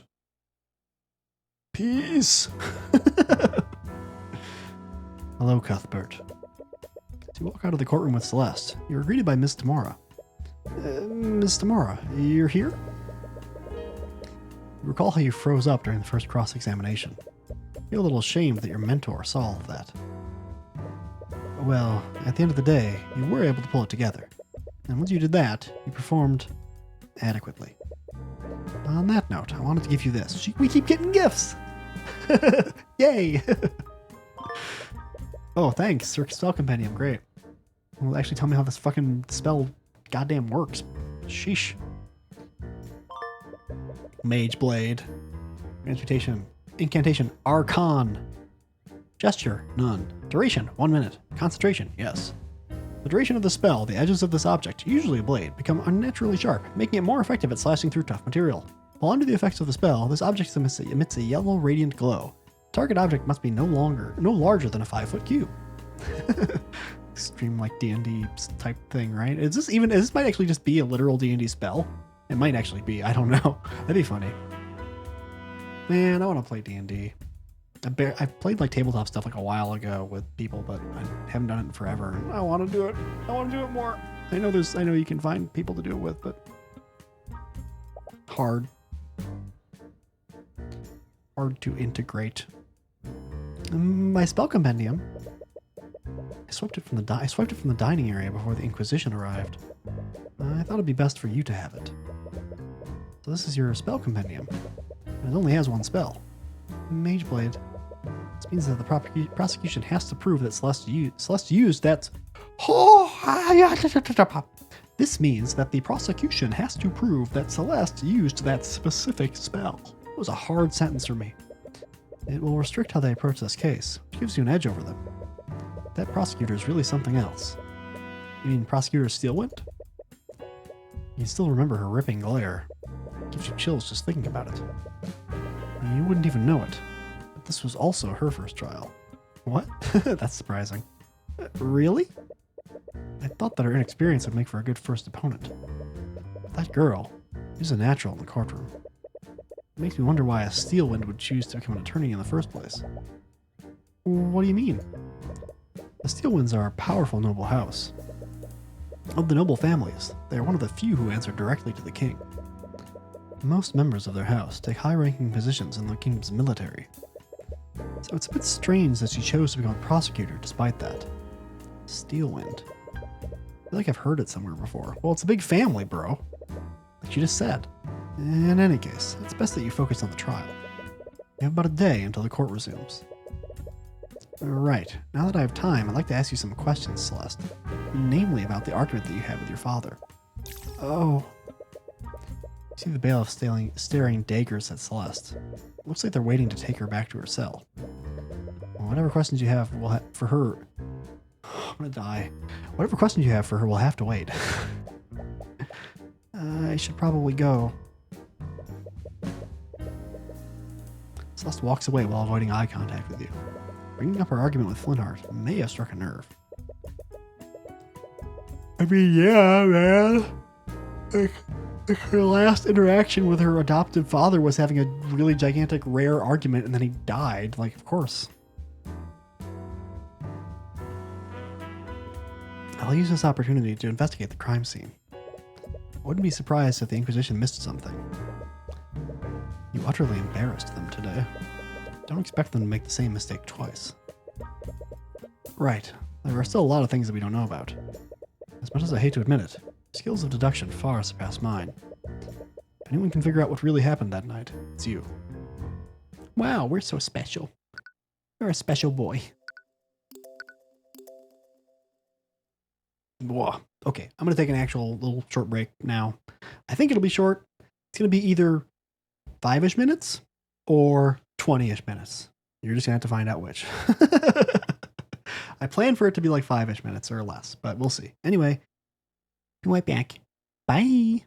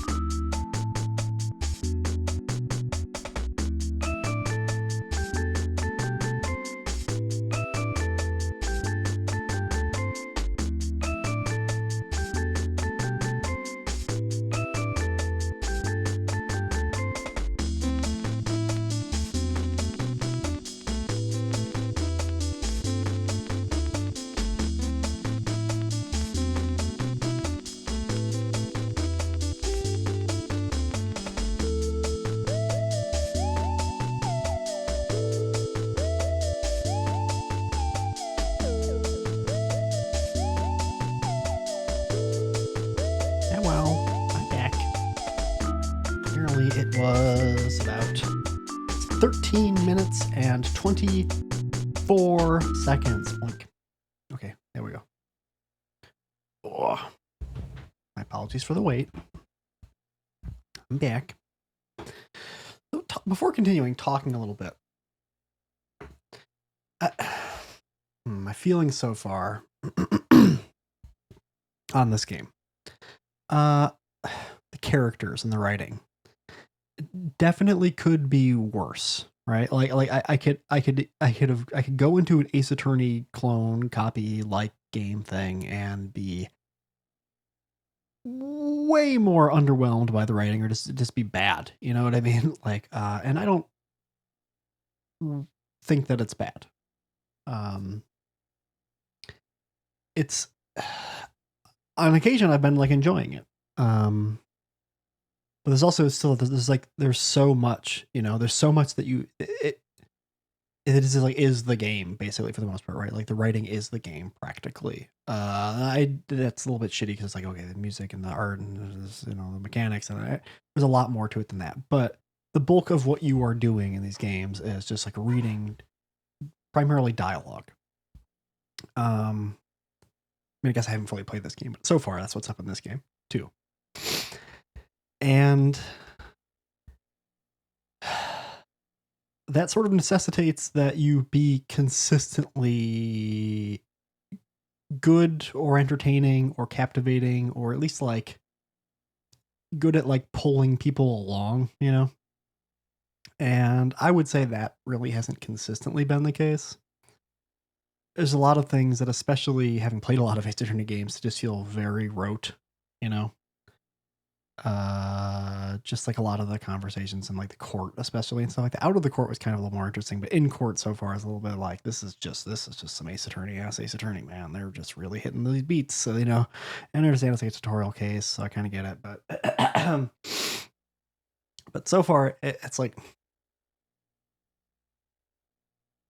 I guess the way I'll put it is it will have to improve from here for me to finish this case and say, yes, let's get the whole game and I'll try to stream that. You know what I mean?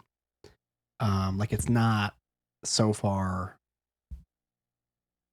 captivating me to any such degree where I feel much of a desire to do that.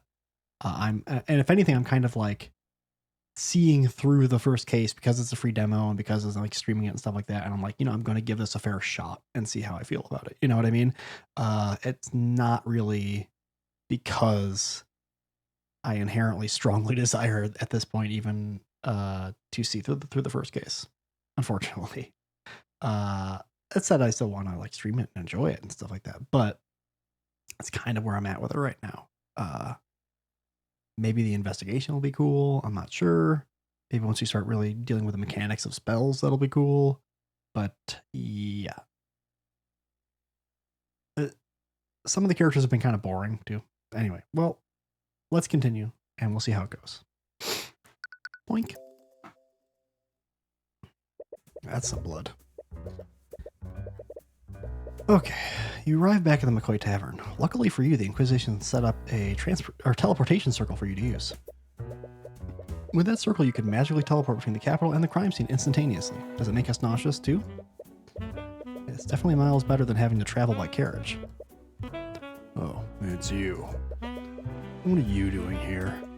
Our job? Ugh. Commander White takes notice of you as you enter the tavern. It looks like he's working with a team of knights to investigate the crime scene. I'm the defense attorney in this case. I have just as much right to investigate this crime scene as you do. Yeah, whatever. Just remember, I got my eye on you, kid. Okay. I guess I'll talk to him first. Questions. I was wondering if I could ask you some questions about the case. Huh. As if I'd help the likes of you. I saw who your boss is. I know what you're up to. A witch probably sent you here to con me. What? I'm just looking for some information. A likely story. He was cooperative before when he let you see Celeste. Why is he being so stubborn now? Is he angry that you embarrassed him in court today? Probably. That's definitely part of it, I would say. In any case, you won't get anywhere at this rate. If you want his help, you'll need to persuade him through an argument. Doink. kind of a fun song. It helps to prepare before starting an argument with someone. Talk to Orem or present items to build him to him to build a psychological profile for him. If you successfully fill the profile gauge, you'll receive more information during any arguments against him. Interesting. Look at my badge.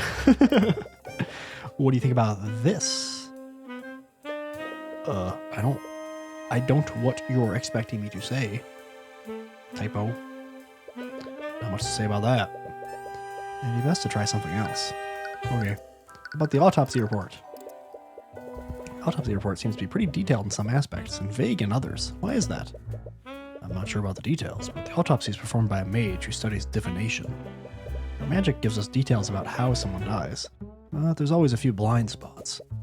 Blind spots? Like what? Well, for one thing, if someone mucks around with the body after death, the report becomes muddled. Divination magic can tell what happened to a body, but not in what order and at what times. Huh. Someone definitely stabbed Flintheart's body with Celeste's sword. If what he's saying is true, it'll be that much harder to figure out what kind of weapon originally killed him. Magic sword. Well, it's not actually magic, though. That mage's sword really is strange. It's almost a shame that we had to confiscate it. Is it really that abnormal? It's definitely not like any kind of sword I've seen. I wonder if it was forged in the Eastern Kingdoms. Picture made by this. Does this mean anything to you? No, okay. How about her spell compendium? I've never seen a real spell compendium before. I'm still not exactly sure how they work. Well, spell compendiums are magical devices that display exactly what spells a mage can cast. You can probably guess, but the Inquisition uses these things all the time. Right. Having that information is definitely a blessing for the defense and the prosecution. And I guess he's not upset that we have that. Apparently. Even though our, mentor kind of stole it from the crime scene. Talk. So, what does the Arcane Inquisition do exactly? You trying to pick a fight with me? No, I'm just genuinely curious. Well, I'm sure you already know, but us Inquisitors investigate crimes that involve magic. Do crimes like this happen often? Maybe once in a blue moon. It makes sense. Most mages are in the nobility, after all. Even if they're untouchable, they don't make a habit of getting into trouble with the law. You must have an easy job, then. You got that right. The only reason we exist is to clean up the nobility's messes. Doesn't seem that happy about that. Nice. Mages? Commander White, you seem to speak negatively about why can't I speak? I seem to be speaking negatively, period. Commander White, you seem to be That's not even what he's saying, bro. Commander White, you seem to speak negatively about my client's magic. Do you have a personal grudge against mages? You're damn right I do. Wow, you didn't even try to deny it. If you had any sense, you would too. All a mage has to do is wave their hands and say some magic nonsense. Then you suddenly have a dead body on the ground. Don't get me started on mage blight. Some noble uses their magic too much. They end up snapping and going on a rampage.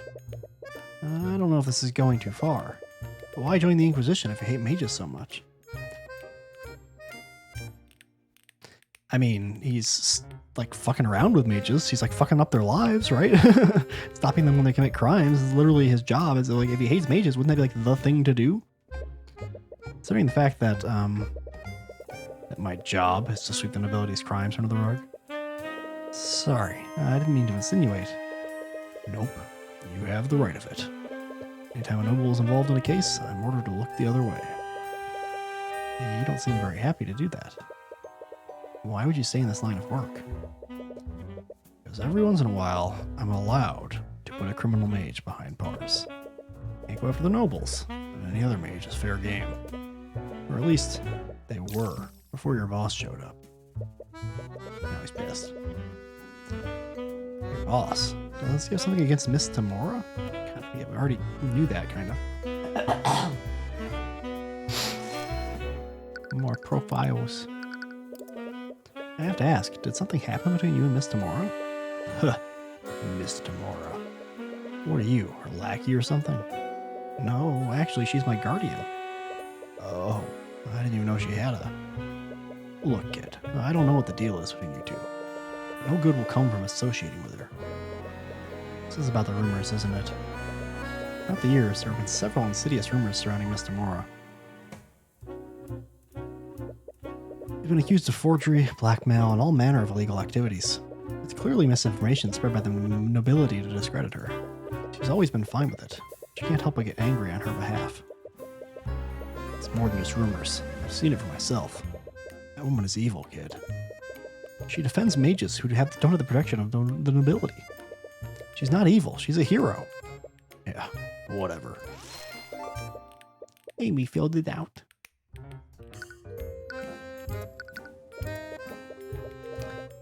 Commander White seems unusually hostile towards you. You have a feeling it's not just because you embarrassed him in court today. If you can clear up this misunderstanding, you might be able to convince him to help you. Now let's start an argument. Argument. Alright, I'm just going to come out and say it. You have a problem with me, Commander White? You should know exactly what my problem is with you. I saw who you work for. I have to spell it out for you. Ruby Tamora is a crooked lawyer. Or does your boss not tell you what she gets up to? Elocutions in arguments. Arguments are not always fought using hard evidence. Sometimes you need to elocute. Elocute! Tamora! Use elocute! To convince your opponent that their claim is wrong. When prompted for an elocution, choose from one of the three possible responses. The correct response can be gleaned from reading your opponent's psychological profile. It's crooked lawyer, psychological profile. Commander White is stubborn and stuck in his ways. He seems to have a grudge against Ruby Tamora and will react negatively if you try to defend her. However, he will respect you if you defend yourself against personal attacks. Okay. You have the right to throw baseless accusations against me or Miss Tamora. Regardless of what Miss Tamora has done, I'm the one heading this case. It doesn't matter how you feel about me or Miss Tamora. What matters is that my client deserves a fair trial with fair representation. I guess deflect? Regardless of what Miss Tamora has done, I'm the one heading this case. Whatever problems you have with her, they have nothing to do with me. That still doesn't change the fact that you work for her. I've seen that woman do all kinds of shady shit in the cases I've worked. Forgery, bribery, blackmail, you name it. You're just another crook. I thought you're just the same. Successor for the devil of defense attorneys. So that, yeah.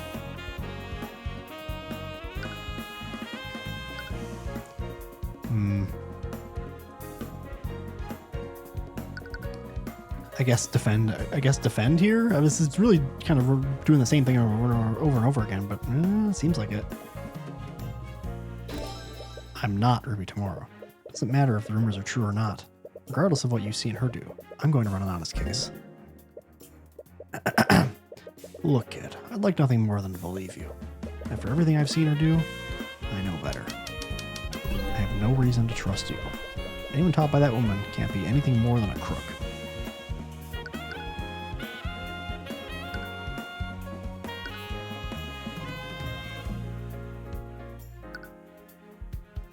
I don't know if it should be deflect or rationalize. I don't think it's this. Nothing that I've done has given you any reason to suspect me. Have you seen me engage in any crook-like behavior? It kind of feels like it should be deflect, but I like rationalize more.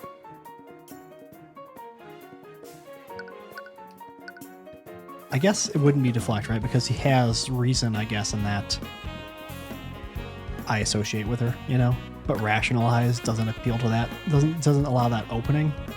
Because it's just like, have you seen me be like a crook? You know what I mean? It doesn't even engage with the association, you know, thing that he's got going on. Her way of teaching me was ruthless, I'll give you that. The only thing that she taught me was how to practice law. Have you seen me engage in any crook-like behavior? Nice.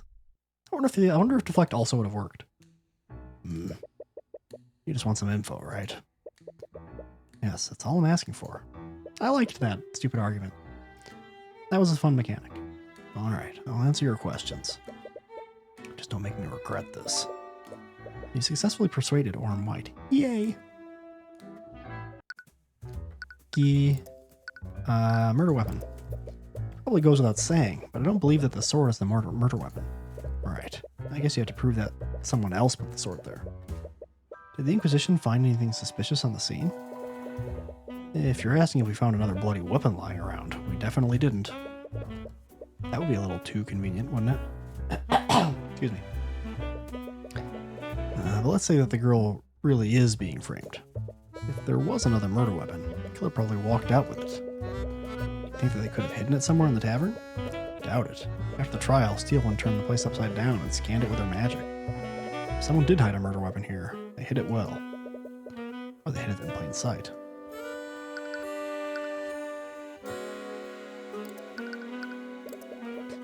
I can't believe you made such an obvious mistake during your investigation. Oh, shut up with that. I already got an earful from Steelwind about that mess. She's fucking 18. It's their first time being a lawyer. I'm 64 goddamn years old. Get off my ass. Well, you don't have to worry about me mucking things up. Steelwind's basically taken over the entire investigation. Wait, does she have the authority to do that? Normally she wouldn't. But I know better than to go against orders from a noble. Right. Definitely a strange power dynamic between them.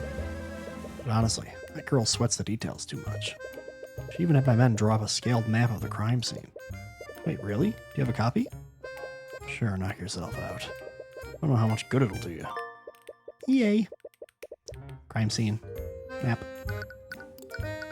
Tell me about Steelwind. I heard that this was Prosecutor Steelwind's first trial. She must be pretty talented if that's true. Pain in my ass is what she is. That damn noble comes in here telling me how to do my job. Honestly, I have no idea what she's even doing in this line of work. I heard that she's from a renowned noble house. She must be a pretty powerful mage. Ha! Powerful is an understatement. Steelwinds who came before her could turn this entire town into a glass crater. What? There's no way that's true.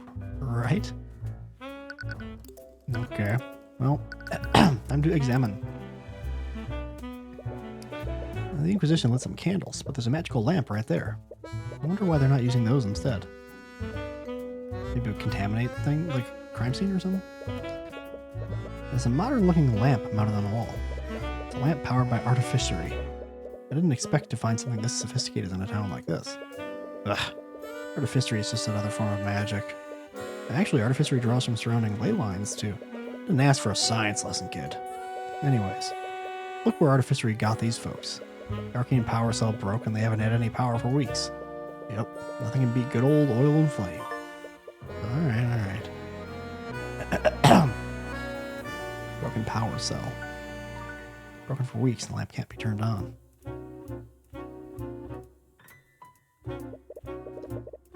It's a painting of a man in a suit. There's some text on it. Adam Evele, politician of the Pedantic. Heard of this guy. He's some kind of politician from one of the nations west of here. He's pretty much a shoo-in to win whatever election they have going there. Election? Swinehart studying democracies for his little revolution? Oh. Hello, Echo Crow. I was saying I was going to do Final Fantasy 16, but Ghost Trick kind of put me in the mood for Ace Attorney stuff.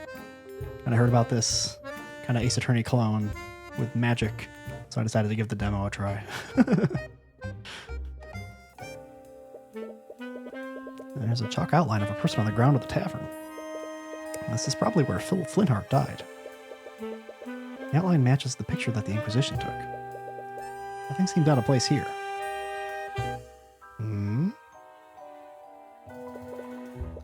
It's a painting of a mage. There's some text on it. Samala Dalian, a legendary practitioner of the arcane arts. He mysteriously disappeared one day. We're just investigating a crime scene. It's rumored that he was developing a formula for a new transmutation spell. However, he was reckless in casting the spell, and Dalian quickly lost control of its magic. Body was never found. Many speculate that he didn't actually die during the accident. If that's true, where did he end up? Sounds like a cautionary tale against using magic. But that might explain why Flintheart keeps it in his tavern. It might be everything. Nope. broken bottle on the floor. It's shattered close to the chalk outline of the body. The label has the words Lotus Juice on it. I've heard of that brand before. Pretty foreign. Hmm? Shattered remains of a glass bottle. It's the body. It says Lotus Juice. Okay.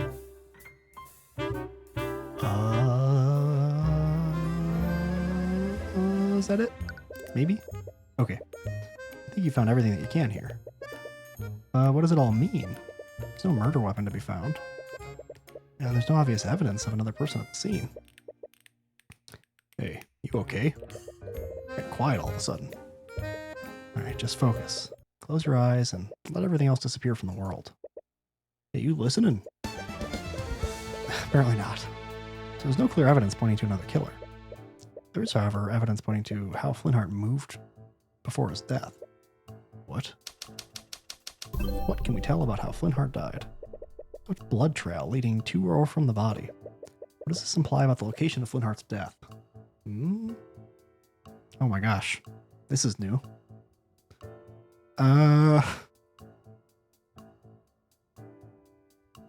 What can we tell about how Flintheart died? What did it just say? It said something about him moving or didn't move. I wish I just saw. Can I go back to the log? Oh, thank you.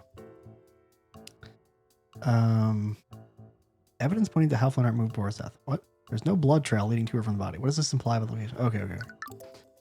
Flintheart didn't move after the murder. Right? Or wait, is this wrong? No, there was no blood trail where Flintheart's body was. The lack of a blood trail tells us something important.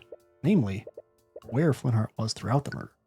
Is that not during? Why would it not be out? I mean, if there's no blood trail... During. Okay. Fine. Flintheart died where he was attacked. He didn't move from his position at all. Yeah, I guess you're right. So the autopsy report, which says he died from a stab from behind.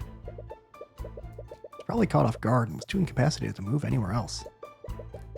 Means that the attack happened at the exact position he fell over.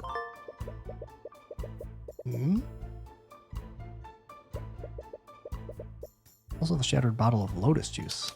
How did the bottle shatter? Not that it means anything, but the shattered bottle is right next to the body. I don't know if Flintheart dropped it during the attack? What were we saying again just a second ago? Right next to the body. Maybe we should look at the map? Oh, this doesn't really show anything. Okay.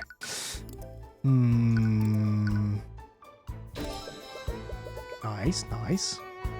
Flintheart dropped the bottle when he was attacked. From that, we can infer that he was holding it the moment before he was attacked. Shattered bottle of Lotus Juice updated. What's so strange about one bottle? It may seem like an insignificant detail, but that detail could help me infer other elements of what happened during the murder. Right. It's also the fact that the artificery lights were out. Were these candles here when you arrived at the crime scene, Morin? I know, we had to light some so we could see the crime scene properly. I thought it was weird too. The girl and her father must have had their argument in pitch black darkness. What can we infer about the state of the crime scene? They didn't light any candles to make up for the broken lights.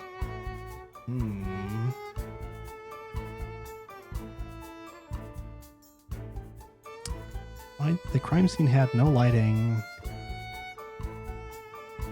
before the murder? During? I'm going to say before. No. Candles were lit by the Inquisition after they came to investigate the murder. Yeah, so... Yeah. You want me to say during? Fine, but it also is true for before. Sheesh.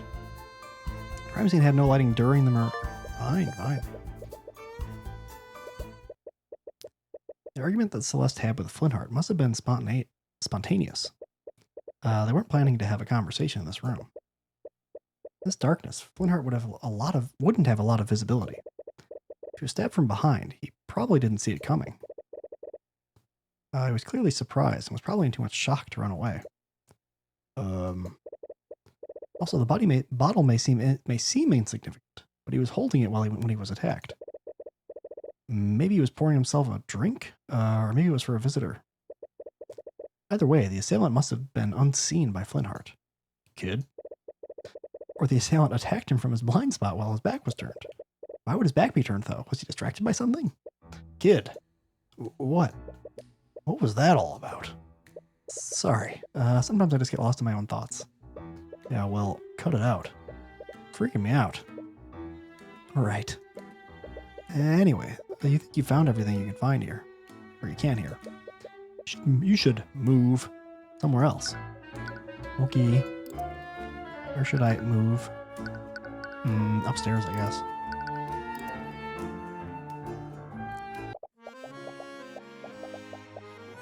Uh-oh, here she is. People keep seeing you here. They're going to start asking questions. Leave the investigation to me. All you have to do is stay quiet until the trial is over. While heading upstairs, you spot the prosecutor having a conversation with someone. I thought she was talking to me. Seemed to be in some kind of argument. Enough. I will do as I see fit. You may be a Steelwind, but this is my land.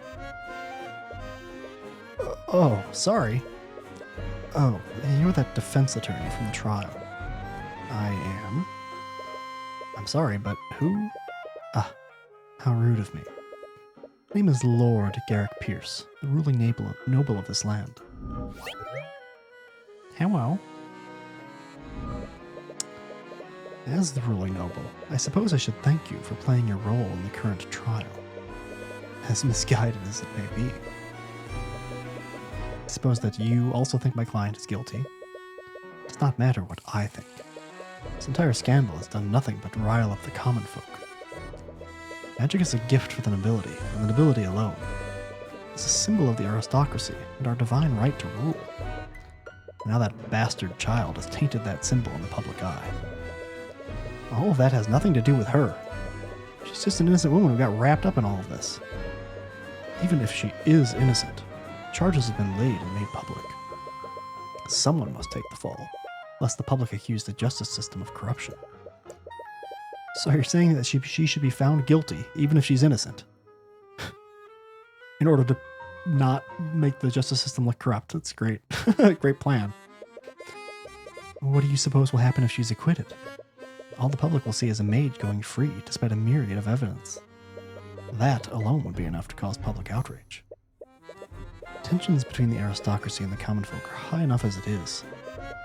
What is one insignificant girl when compared to the stability of our great kingdom? That's enough. Stop antagonizing him, Pierce. I can't refute what he said, but I don't agree with it. What? The system should be based on truth and justice, not on public opinion. Then why are you working against my client? Do you honestly think she's the kind of person that would kill her father? It doesn't matter what kind of person she appears to be. The evidence clearly points to her as the only possible killer. But you should fight according to your own ideals, just as I will fight for mine. Well, she's nice, sort of. It's hard to get a read on that woman. Examine. There's some candles lighting up in the hallway. They look like they used to be a part of the old architecture. Several doors lead to guest rooms. Aside from the rooms that you and Miss Tamar use, they don't look like they've been open for quite some time.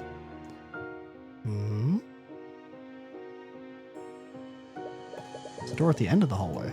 Looks like it's seen some use recently. Try to open the door, but it seems to be locked. Perhaps someone might have a key to open it? I think that might be all I can do up here for right now. Welp. Maybe, the inspector guy does? Maybe not. I wouldn't know what to present to him to... Or maybe Celeste will, or can tell us where the key is or something. So maybe here?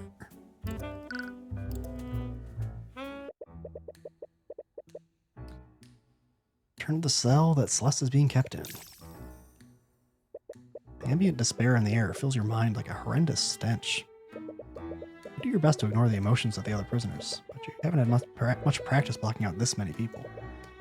As you arrive, you see Celeste huddled down in a corner. Oh. As soon as she sees you, her dour mood seems to lift, if only for a moment. Oh, hi, Mr. Cuthbert. There's no need to address me so formally. Just call me Tyrion. Okay. Anyway, I came here to ask you some questions about the case. Right. Talk to me. Sorry for freezing up like that. I almost lost us at the trial. No, there's no need to apologize. You did great. It was only thanks to her. If she hadn't calmed you down, who knows what would have happened. But I still don't understand, though. Why were there traces of magic on my dad's body? Right. Those traces of magic were on the sword and the body. Magical traces are particles of magical residue that are left behind when a mage casts a spell. They only linger around for 48 hours, and that gives you a rough timeline of when and where a spell is cast. Did you cast Mage Blade on your sword that day? I did. I usually cast it when I train in the morning. That explains why there was a trace on the sword, at least. The trace on my sword leave the magical trace on my dad's body? No. Magical traces can't be moved around physically. For a spell to leave a trace, it has to be active when physical contact is made. Okay. Really? What does that mean? Whatever killed your father had a transmutation spell active on it at the time. They really are, the gimmick of this, almost like Ace Attorney thing, is that they're really diving into magic as a thing and having its own rules and and everything, and I'm kind of just getting into that. The magical trace in your sword was just an unlucky coincidence. I can't believe this. Could you tell me more about your father? Oh, conflicted feelings. Sorry, I know this must be difficult after everything that's happened. No, it's okay. If it helps you, I'll try my best to answer your questions. Were you too close? We were. I'm sure you know this by now, but I was adopted by him and my mom. But even though I didn't have their blood, they treated me as if I did. He loved me with all his heart until... Until what? Does this have something to do with the argument that they had? The argument. I'm sorry to say this, but I could hear your argument from my room that night. Can you tell me about what happened? For as long as I can remember, my dad has hated mages. I'm not sure why, but if you even mentioned magic around him, he'd fly into a rage. So I hid my magic from my family. But why even learn magic in the first place? If you really wanted to, you could have gone your whole life without using it. Ever since our tavern closed, my family's been in a lot of debt. I decided to become a mercenary and use magic to enhance my ability to fight. Most mages are in the nobility, so people will pay a lot for a sellsword who can use magic. That's why she's a mercenary. Alright. But I know now, learning magic was the biggest mistake I've ever made. On that night, my dad found my spell compendium. When he confronted me about it, I finally came clean to him. That's when he flew into another one of his rages. He shouted at me. He told me that I'd betrayed him and his family. I'm so sorry. I can't imagine how that must have felt. I deserved every bit of it. I knew how much he hated magic, but I learned to use it anyway. He showed me so much love, and I just threw it all away. Don't say that. I'm sure he still loved you. No, I could see it in his eyes. He hated. And he died hating me. Feel a sharp pain in your chest as you see that thought. It's not true! He talked to us after they argued, and we got a sense of that not being the case. I wish we could tell her that, and apparently we can't. So, there's a locked room in the tavern. It's at the very end of the hallway upstairs. The Inquisition probably searched it already, but I just wanted to investigate it to make sure. Locked room at the end of the hallway? I think that's my room. Do you know how I could get in there? It's the only room in the tavern that I haven't investigated. I feel a suspicious gaze from Celeste. What's that look for? You're a lawyer. I'm not going to do anything weird. Sorry, you're right. Here, you can use this key to get inside. Thanks. Anything else? Want to look at my badge? you tell me more about this? Oh, I don't really know what to say about that. Sorry. All right. Fine. Well, let's just go look at that room.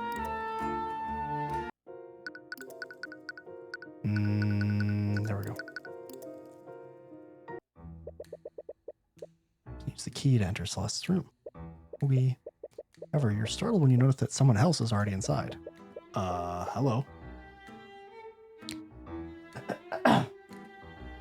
I've already told you knights everything that I know. What more do you? Oh, aren't you Celeste's attorney? I am. Who are you? Oh, how rude of me. I'm Jolene McCoy. I'm Celeste's mother. How the fuck have we not met you before? I assumed you were just like dead. I was at the trial this morning. I can't thank you enough for everything that you've done for my daughter. So this is Celeste's mother. She might be able to tell you more about Flintheart. About that. Mind if I ask you some questions for my investigation? Of course. I'll do anything to help. If I can to help. Okay. Tell me why your husband hated mages so much. I understand that most people dislike the nobility and associate magic with them. But on that night, it's like he was furious at Celeste specifically because she was a mage. Oh, you must have talked to Celeste. I wasn't there when their argument happened, but I can only imagine what he said to her. You know what happened to him? Why does he hate magic so much? Celeste doesn't know about this, but years ago Flintheart had a sister named Effie. When we were all children, we were friends with a boy named Garrick Pierce. He was the son of the ruling noble at the time. Garrick Pierce. Isn't that the nobleman that was speaking with Steelwind earlier? We were all inseparable at that time. He'd always sneak into town to play with us against his family's wishes. They probably weren't too happy about that. He was quite rebellious back then, but he's a completely different person now. Everything changed when Garrick began learning how to use magic. One day, when we were playing together, he wanted to show off the spells that he'd learned. He was told not to use his magic without his instructor there, but he was just too excited. He began casting his spells, but something went horribly wrong. He lost control of his magic and fatally wounded Effie. Oh my god. We tried bringing her back into town, but by that time it was too late. She was already gone. I'm sorry. That must have been traumatizing for all of you. Next day, the Arcane Inquisition came to investigate what happened. House Pierce used their connections to cover up what happened. They even threatened Flintheart's family into keeping quiet. After that, the official story was that Effie had been mauled by a wolf. Oof. It's not surprising. The nobility seldom take responsibility for their actions, even for a mistake like that. Alright. Something changed in Flintheart after that. He began speaking out against the nobility. Eventually, he started hosting rallies in this very tavern. Each night, more and more people began listening to his words and joining his cause. The number of people that had gotten under his banner was terrifying. There was even talk of an outright revolution against the kingdom. That might explain why someone would go out of their way to kill him. I knew how much danger he was putting himself in. No matter how hard I tried, I couldn't convince him to stop. His attitude didn't even begin to change until we adopted Celeste. Okay. Can you tell me more about Celeste? How did she become a part of your family? It all happened many years ago, back when the McCoy Tavern was still open. We were closing one night when we found a baby with white hair abandoned in the dining area. We waited weeks for her parents to come by, but no one ever came looking for her. That baby was Celeste? Yes. Flintheart and I had always wanted a child. I thought that Celeste must have been a gift from the Scaled Lord. But one day I saw Celeste practicing her magic. I think that's when I realized that someone from the nobility must have abandoned her at our inn. I didn't care though. I loved her all the same. I'm sure Flintheart did too. Wait, you knew that she was a mage all this time? I did. You haven't known her very long, but she's a terrible liar. Flintheart must have noticed too, but I think that he didn't want to believe it. It's my fault. I should have forced him to see the truth.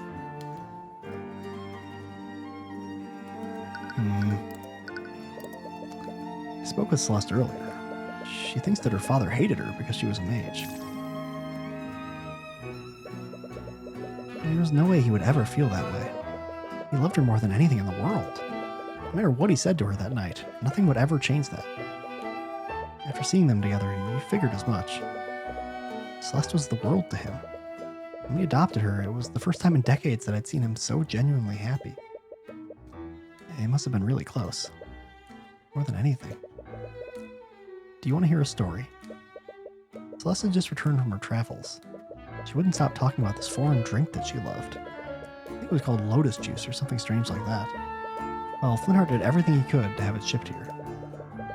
He called in a bunch of favors with some of his revolutionary friends. In the end, he was only able to get a single bottle of it. Is it really that rare? Yes, I wouldn't be surprised if it were the only bottle of lotus juice in the region. Wait a minute, lotus juice? Is this the bottle that Flintheart bought? Show her a picture of the shattered bottle that you found next to Flintheart's body. It is. Oh no, he was going to surprise her with it. I found the broken pieces next to Flintheart's... Well, I found them in the dining area. That's strange. He'd been keeping it in our room so she wouldn't find it. Really? When was the last time you saw it? Right before I left the house that night. It was right before their big argument. What were you doing? Why were you out so late at night? So it wasn't just lying around in the bar. He decided to retrieve it after their argument. Makes sense. Alright, you think you've investigated everything you can for now. There's still one last thing you need to do. Ready yourself for one last conversation with Celeste. Yep. You gotta let her know their dad doesn't hate her or didn't hate her. Oh, you're back. Did you forget something? Actually, there's one thing I wanted to talk to you about. Oh? Earlier you said something that I just can't let go. You said that your father died hating you. But after everything I heard about him, I don't think that's true. Father loved you, Celeste, even in his final moments. You desperately want to reach her. She keeps believing that he hated her. That thought will eat away at her for the rest of her life. You know that better than anyone. He's just lying to make me feel better. It looks like it won't be that simple. You'll need to win an argument against her if you want her to see the truth. Okay. I guess let's just go. Oh, Celeste believes that her father died hating her. After seeing them together and learning about them, you know that can't possibly be true. You just need to convince her of that. Let's start an argument.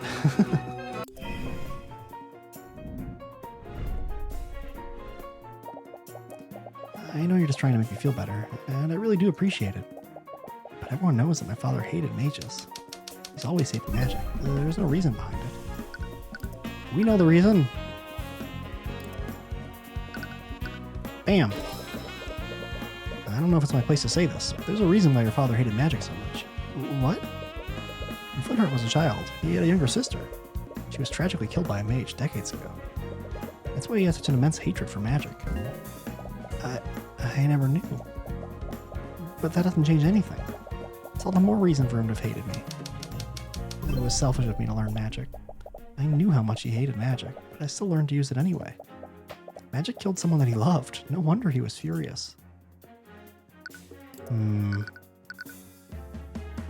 What would be selfish of her to refute that somehow? Yeah, I mean, her own evidence. It wasn't selfish. She did it to support her fucking family. You didn't learn magic to benefit yourself, did you? You learned it to save your family after your tap room was shut down. That's... You're a good person, Celeste. You did everything you could to help your family. I'm sure your father recognized that. Just shut up. What? Shut up. Just stop it. Her composure she had before is slowly breaking down. You weren't there. You didn't hear what he said to me. In his final moments, he could only think of how I betrayed him. I could see it in his eyes. There's no way he would ever forgive me.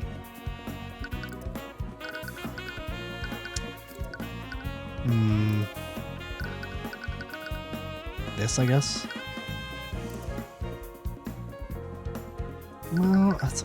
would it be that? I don't really see another thing to do. I feel like we should get, like, testimony from her mom. I kind of feel like it has to be this. Take a look at this picture, Celeste. What? A shattered bottle?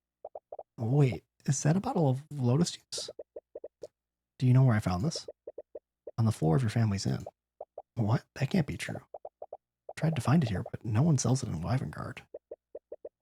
Your father knew how much you loved this drink. Called in quite a few favors just so he could have it imported for you. What? He did that? Your father didn't hate you, Celeste. He loved you more than anything. That doesn't change anything.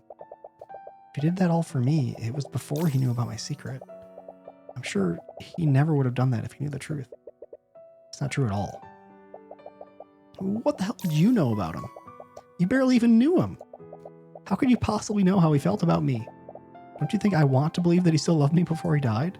But I know the truth. There's no way he would ever forgive me for what I did. It's not just the fact that he bought that drink for you. It's also where the bottle was when it shattered. What do you mean? Your mother said the bottle was stowed. Said that the bottle was stowed in her room before your argument. I found the shattered bottle in the lobby, where his body was. I ran into him before I went to look for you. He was going upstairs to his room. It can only mean one thing. He went to retrieve the bottle after your argument ended. What? Why would he have it? So that he could destroy it in rage.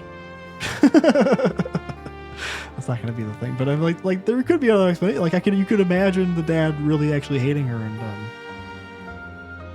destroying the bottle he wanted to give her in a fit of rage. Just saying, it's not the only reason. It's because he was going to give it to you, Celeste. He was going to give you a gift to apologize for what he said to you. He was going to apologize? Your father loved you, Celeste. And as tragic as it is, he was going to try to apologize to you before he was murdered. I don't like this. My daughter, working as a mercenary of all things. Come on, Dad. You know I can handle myself. I don't doubt it. You still shouldn't have to risk your neck for our sakes. They closed the inn, Dad. We won't be able to survive unless I do this. Just be careful, okay? I don't know what I'd do if anything happened to you. No matter what anyone says, you're our daughter. We'll love you till the day you die. Till the day we die, excuse me. Dad, how could I ever think that? I'm sorry. I'm so sorry. Dad? Celeste had barely been keeping it together throughout the whole argument, but her realization is finally causing her to break down. She begins crying loudly as she quickly embraces you. Okay. In this cold, dark place, she probably hadn't felt warmth for any kind for days. I can't read. You're caught off guard and feel a little embarrassed, but you comfort her while she vents her emotions.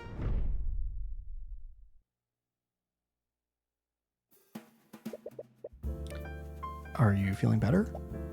Yeah, I think I'm okay now. I've been thinking such horrible things this entire time. Looks at you and gives you a warm smile. Probably the first time you've seen her genuinely smile since this whole ordeal started. Thank you. But is everything really going to be okay? I'll make sure of it. I'll get justice for you and your father. It doesn't matter who stands in my way. Even if they're a man, king, or god. Why is this your fucking catchphrase, bro? It's cringe. You're completely different now. What happened to the nervous wreck from before? Please forget about that. Giggle. Anyway, take some time to rest. Trial is going to resume soon. That, you've done everything you can for now. Stop giggling so smugly. You should still be sad. You've learned a lot about what happened the night of the murder. You just hope it's enough. But even with your investigation, you still don't know what the prosecution has planned. Nah. Oh, she's talking to somebody. Has Pierce told you all of the details, Mr. Rudolph? Do you remember them? Yes, I pride myself on my eidetic memory. Just so there are no misunderstandings, I do not approve of this. You said it yourself, Lady Steelwind. There's no possible way that I could have done the deed. It has to be the bastard child. We don't know what sort of tricks Ruby Tamora might pull tomorrow. Just see this as a way of securing a just verdict. God damn it. Some bullshit is brewing. Oh. Okay. I'll be right back for about 2 minutes, probably, to stretch and stuff before going to trial. So, be right back. Bye.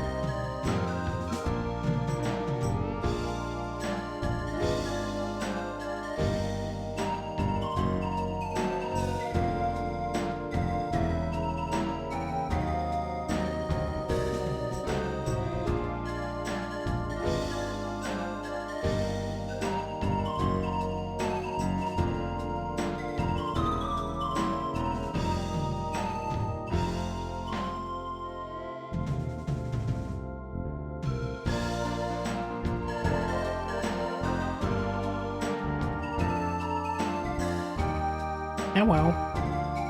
I'm back. Oink. Okay. I am guessing that this is going to be a 2-day trial affair. We already did the first day. I doubt it's going to be 3 for the first case here.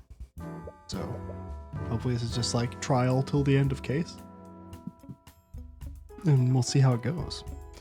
All right, it's time. Hello, Cuthbert. Oh, hi, Miss Demora. You're a lot less jumpy than you were yesterday. Glad to see that you're finally getting used to things. So, what did you find in your investigation? Tell Miss Demora about everything you've learned over your investigation. There aren't a lot of clues that point to what actually happened. Yeah, I know. A lot of details about the crime scene, but nothing about the crime itself. I'll have to rely solely on pointing out contradictions in the witnesses' testimonies. Wow, what a surprise. Being reactive to the prosecution's moves is a valid strategy. Honestly, I think it was a miracle that you got the commander to cooperate with you at all. Right, almost forgot. Commander White appears to really have it out for Miss Demora. Actually, I wanted to ask about that. Something happened between you and Commander White? Miss McCoy, please proceed to the courtroom with your counsel. Let's go, Tyrion. Trial's about to start. You should go. The judge is waiting. Right. Other secret is left buried between you two.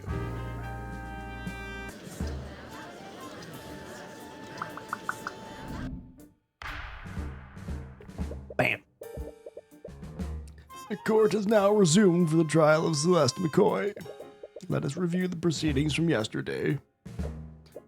Yeah, well, man, if this guy's gonna suddenly be talking a lot more, then I'm not sure if I should be using this voice. Yesterday, the defense presented some shocking oversights made during the investigation. Yes, I personally saw to it that the investigation was conducted properly this time. I see. I suppose that puts my mind at ease. At yesterday's trial, we found an inconsistency between the crime scene photo and the autopsy report.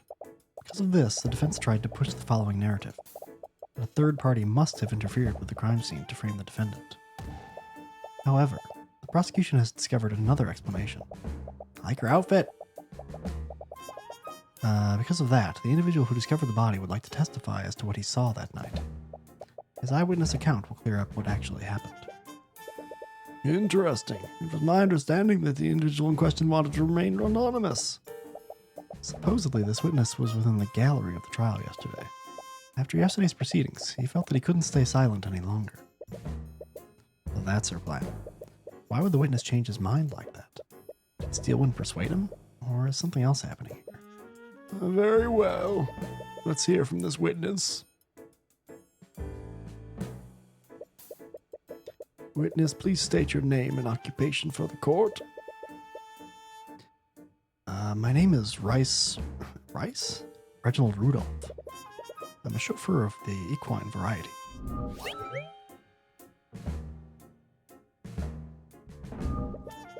I'm terribly sorry.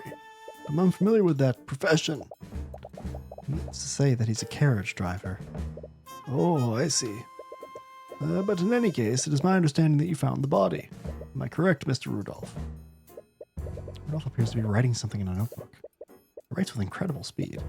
His pen only touches the paper for maybe a second before he's filled an entire page. What? Mr. Rudolph? Ah, forgive me. I was merely taking notes on the people in this room. Taking notes? The witness has a certain compulsion to keep a record of every event that he witnesses. That could be helpful. I see. And I assume we will receive an accurate testimony of how you found the body. Actually, I witnessed much more than that. I saw the crime as it was being committed. I wrote down everything that I saw. What? This is quite the claim. If that's true, why did you choose to remain silent until now? We had initially concluded that the evidence alone was decisive enough. Therefore, we saw no need at the time for his testimony. However, those circumstances clearly changed during yesterday's trial. There's no way the prosecution wouldn't leverage eyewitness testimony from the start. Something else is happening here. Very well. Mr. Rudolph, please testify to the court about what you saw that night. Witness testimony. I was transporting a client in my carriage that evening. We were driving by the McCoy Tavern when we heard a disturbance. This occurred at 1:28 a.m. Worried that something was amiss, I walked into the establishment to see what the commotion was about. There I saw the defendant. She was lit by the blue glow of the dining room lights. She had stabbed Flintheart McCoy and was channeling magic into her sword. She removed her sword from Flintheart's chest, and as he slowly turned to face her, she stabbed him again in the front. She soon realized that I had witnessed her heinous crime. She let the body fall to the ground and fled the scene. Incredible! If everything occurred as the witness described, then I see no room for debate. Of course, the evidence has always been irrefutable. You don't remember seeing him when you left to look for Celeste. It was pretty dark. Celeste, did you see this man that night? No, this is my first time meeting him. I didn't see him when I ran out of the tavern that night. So he has to be lying. Does that mean... Does he have to be lying? Does that mean he's the one who killed my dad? She tries her best to hide it, but you can sense her restlessness. It's hard to say right now, but it's definitely a possibility. The defense may now begin their cross-examination. I was transporting a client to my carriage that evening. Oh, press. Who was the passenger in your carriage? Well... The identity of the passenger is irrelevant. The witness is the one who actually observed the crimes that occurred. If there was another person at the scene, they may also have crucial testimony. The passenger is under no obligation to testify before the court, and the current witness's account of the events is more than adequate. I agree. I see no reason for Mr. Rudolph to disclose the identity of their client. Defense must present a more valid reason to do so. Okay. I'm assuming this disturbance was the argument between my client and her father? Yes, I heard two voices, one young female and one gruff male. Presumably, those were the voices of Celeste and Flintheart McCoy. Right, that matches up with what their neighbors heard too. What did you do after hearing these disturbances, Mr. Rudolph? Boink. Stopped your carriage in the middle of a job? It seems pretty abnormal for a carriage driver. What did your passenger think of this? He had no quarrel with it. What kind of passenger would be okay with stopping mid-drive?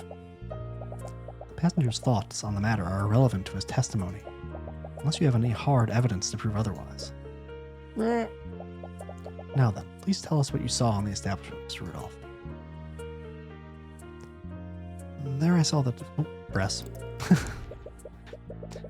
You sound certain that you saw my client and the victim. How were you so sure it was them? Flintheart McCoy and his daughter were well known within the town. Flintheart made himself quite known in the region through his social activism. And young Celeste dresses in a manner that is far wealthier than the townsfolk of Cornhaven. Do you live in the same town as the McCoys? How would you know about this? I don't live there, but my work brings me there quite frequently. The witness's place of residence has no bearing on his testimony. What matters is that he was there when the murder occurred. Why is Steelwind deflecting questions about his personal life? Brass. So you're saying that my defendant stabbed him twice with her sword? Yes, that's exactly what I saw. There's only one visible wound on the body. If what you say is true, then that means that she stabbed him through the same wound. Isn't that extremely improbable? Improbable, but not impossible. It is strange, I'll give you that. But nevertheless, that's what the witness saw happen. Really reaching with this. But you won't get anywhere unless you can prove that he's lying. Brass. And you let her get away? I'm just a simple carriage driver. I have no way of combating an armed assailant. The witness also saw the defendant using magic. Did you honestly expect a chauffeur to subdue an armed mercenary? You suppose that she has a point there. Yeah, I guess. He must have come up with a detailed story beforehand and wrote it down. His little quirk of writing down everything is the perfect cover for him to read over his notes. I guess it would be hard to catch him lying if he has a way to keep his story straight. Actually, it's just the opposite. With those little details, it'll be that much easier to find an inconsistency. You just need to find out which detail is incorrect. Yup. The light? Probably? Blue glow. Yeah. Nope. 'Cause they didn't have the power, bruh. Objection! Mr. Rudolph, you testified that you saw my client murdering the victim, and you supposedly saw her casting magic while doing so? Yes, I could never forget such a grisly sight. That moment was burned into my memory. I see. Well, it's funny that you say that. How so? Because your entire testimony was a complete lie. What? Are you accusing the witness of perjury? Surely you know that such accusations can't be made lightly, Mr. Cuthbert. The accusation is far from baseless, Prosecutor Steelwind. Take a look at this report. Dining room lights are artificery devices that are powered by an arcane power cell. However, that same arcane power cell was broken during the time of the murder. Dining room lights had no energy, and the room would have been pitch black. The witness couldn't have seen anything, much less a homicide. Wait, I can explain. There's no need, witness. You'd have easily seen another source of light. Perhaps one of the McCoys lit a candle because of the blackout. The witness clearly described a source of blue light. A candle or lantern wouldn't emit a color like that. Then the witness was clearly mistaken. The witness records everything he sees in his notebook. He even remembers the exact times that each event occurred. So why would he be incorrect about such a clear and obvious detail? Yup. Get her. Ugh. No. What the witness saw was clearly some form of magic. And due to lack of power, it couldn't have been artificery. It must have been an arcane spell. That's it. What is it, witness? I must have made an incorrect assumption. Please allow me to revise my testimony. What do you think of this? What is this guy's voice? What do you think of this, Prosecutor Steelwind? The witness wants to revise his testimony, then I see no harm in obliging him. And you, Mr. Cuthbert? If he thinks he saw something different, then it's only fair to hear him out. He'll tear through each of his lies, no matter what he does. Rip and tear, until it is done. I remember now. Yesterday it was revealed that Flintheart was killed using magic. I must have seen Flintheart's daughter channeling a magic spell. The spell was called Mageblade, am I correct? That's it. The blue glow that I saw must have been created by Mageblade. That's going to be an easy one to tear up. I see. The blue light that you saw came from the defendant's magic. Mr. Cuthbert, you may proceed with your cross-examination. Okay, bro. It's going to be a pretty trivial one, I think. Yeah. Oh, it must have come from Mageblade, huh? Let me see what's up with Mageblade, shall I? I want to look at it, though. Here we go. Mageblade. Under the effect of the spell, the object emits a yellow radiant glow. Objection! Yellow. Mr. Rudolph, you don't know much about magic, do you? Of course not. Are you trying to say that I should have recognized Celeste's Mageblade? No, I admit that you probably wouldn't know about Mageblade. But that's exactly where your mistake was. My mistake? Mr. Rudolph, if you were aware of how Mageblade works, sorry about that, then you would know that the spell emits a yellow radiant glow. Which means that the blue glow you saw couldn't have possibly been Mageblade. This is ridiculous. I'll grant you that the witness clearly remembers seeing a blue glow. What significance could such a minor detail have? It's extremely significant, Prosecutor Steelwind. If the witness did see a blue magical glow, then he must have witnessed another spell at the scene. Preposterous. I don't have any evidence to back up that claim. That blue light made a large impression on the witness. He wrote it down in his notebook, and he specifically mentioned the color. There's no way he would be mistaken about something like that. Getting all heated. Bam. They need to make that death slam significantly louder. So what did you really see, Mr. Rudolph? Did you see my client at the scene, casting a spell that she couldn't possibly cast? Or did you see another mage at the scene? Well... Your Honor, the defense has no right to accuse a witness like this. Let me remind you that perjury is a crime, Mr. Rudolph. If you are found to have lied in your testimony, you will be prosecuted. No, wait, please! That is quite enough of that. Hello? Garrick Pierce suddenly steps down from the gallery and walks to the witness stand. He's breaking every possible rule in the book, but no one in the room moves to stop him, because he's noble! Bailiff looks to the judge nervously.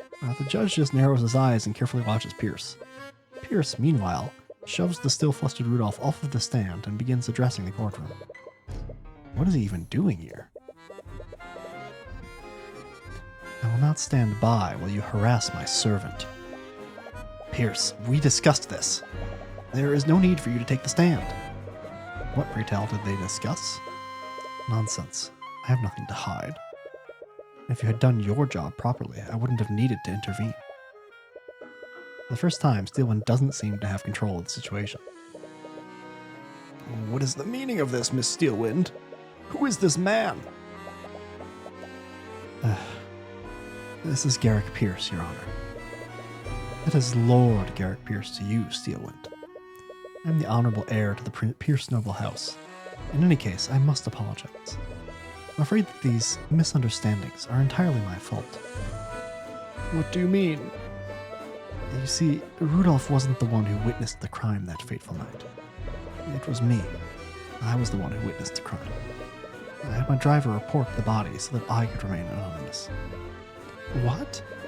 Are you saying that you had Rudolph alive for you? I simply dictated to him what I saw and had him repeat that to law enforcement. It simply wouldn't do for a member of the nobility to appear publicly in court. Lord Pierce, regardless of your intentions, this is a very clear act of perjury. From the look on the judge's face, you can easily tell that he won't face any actual consequences. Yeah, sure you will. I understand, and I will accept the consequences of that. Sure you will. But I would be remiss if Rudolph's shoddy testimony allowed that girl to escape her crimes. Please let me testify as to what I saw that night. Very well. This is highly irregular. I believe the court will benefit from hearing your testimony. However, know that this misconduct has hurt your credibility. Very well. Badoink. On the night of the murder, I found myself unable to sleep, so I went on a leisurely carriage ride around Cornhaven. I happened to be passing by the McCoy Tavern when I heard a loud commotion from within the building. Curious, I stopped my carriage and took I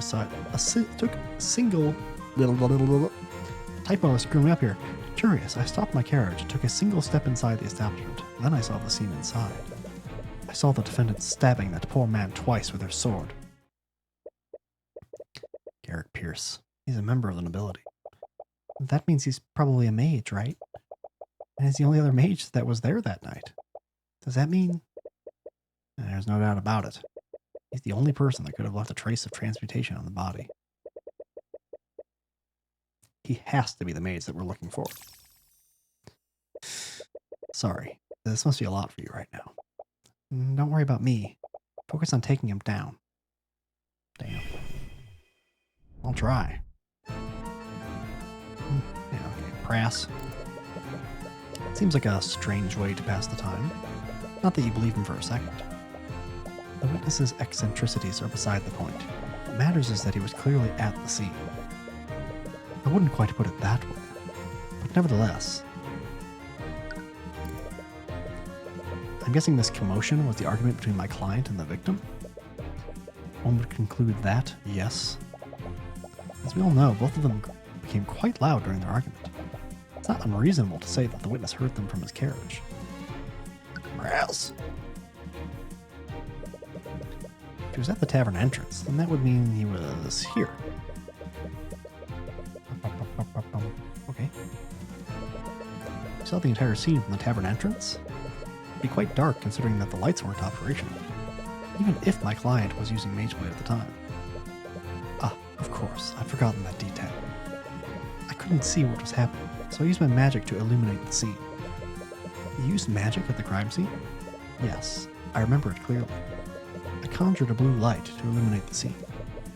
That same blue light must have been what my driver saw. I thought that Rudolph didn't witness the crime at all. I had to guess Mr. Rudolph must have seen the blue light from the carriage. He must have made that detail a part of his testimony earlier. And that actually makes a lot of sense now that you think about it. Rudolph was so sure that he saw a blue light. It would be strange if he was lying about that. But anyway, which spell did you use to illuminate the crime scene? It was the Conjure Light spell. Well, it checks out. Conjure Light. Let me read this thing. Conjuration. I have to say Luxo. No gesture, lasts an hour. It's a concentration spell, which I can't remember what that means. For the duration of the spell, a mote of magical light appears in the caster's hand. The color of the light is chosen by the caster and can be changed at will for the spell's duration. Ooh.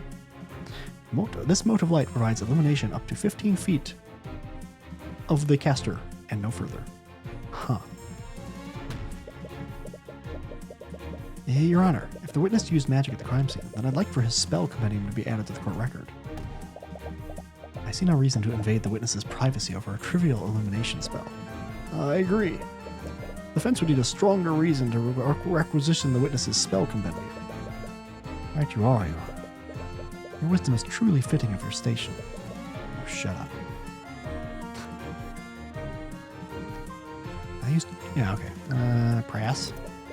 Casting a spell seems like a pretty significant detail to forget. Or you may be. For a practiced mage like myself, using magic is as natural as moving my arm. You admit that you wouldn't know what it's like to be a mage. How do I say this again? I guess so, I don't know. And I assume that you're going to say that you stabbed him from opposite sides each time? Of course. Mind you, I have no idea why she would act like that. But can you prove that she didn't do exactly what I described? I suppose not. At least not yet, anyways. Pierce is definitely the real murderer. This means there has to be a lie somewhere in his testimony. He keeps saying that he stood at the entrance the entire time. If he killed my father, then he would have been further in. Right. Any way you can prove that he was further inside the building?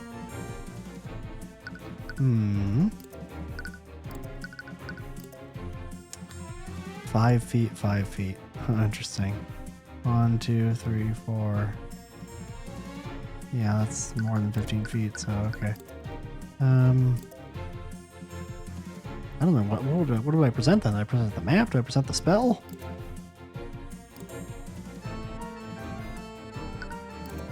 I'm going to present the map. Objection! Lord Pierce, you said that you illuminated the scene from the tavern entrance? You only took a single step into the building? Of course. I remember it very clearly. I stood only at the entrance. In that case, I'd like for you to take a look at the map of the tavern. If you take a look at this map, that would place you right here where the W is. Am I correct? Of course I was. I do not know what you wish to achieve by having me repeat that fact.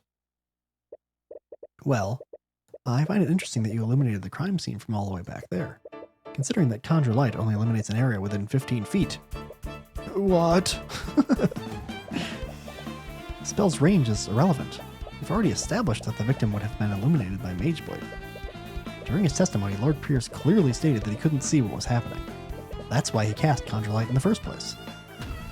However, Conjure Light doesn't work like a normal source of light. It only provides illumination up to 15 feet of the caster and no further. If he had stayed at the entrance, the spell wouldn't have done anything to help illuminate the scene. But what does this mean? Lord Pierce, did you illuminate the crime scene or not? Well, I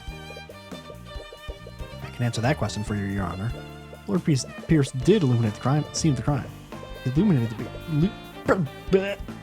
illuminated it because he was standing right where it happened. Mr. Cuthbert, are you trying to say that Lord Pierce was that close to where the murder occurred? How would that be possible? Well, there's only one way this scenario would make sense, Your Honor. And that would be if Garrick Pierce was the one who murdered Flintheart McCoy. Get him. Hold on for a moment. This is absurd. I could have easily used a different spell to illuminate the room. And which spell would that be, Pierce? The name escapes me. I'm not sure which one it was now that I think about it. You idiot. Well, maybe we can figure it out together. When you relinquish your spell compendium to the court. What? This is a clear violation of my privacy. Steelwind, why aren't you objecting to this? If you had listened to my instructions, you wouldn't be in this situation. You've made your bed, now lie in it. Steelwind, you treacherous... Bam.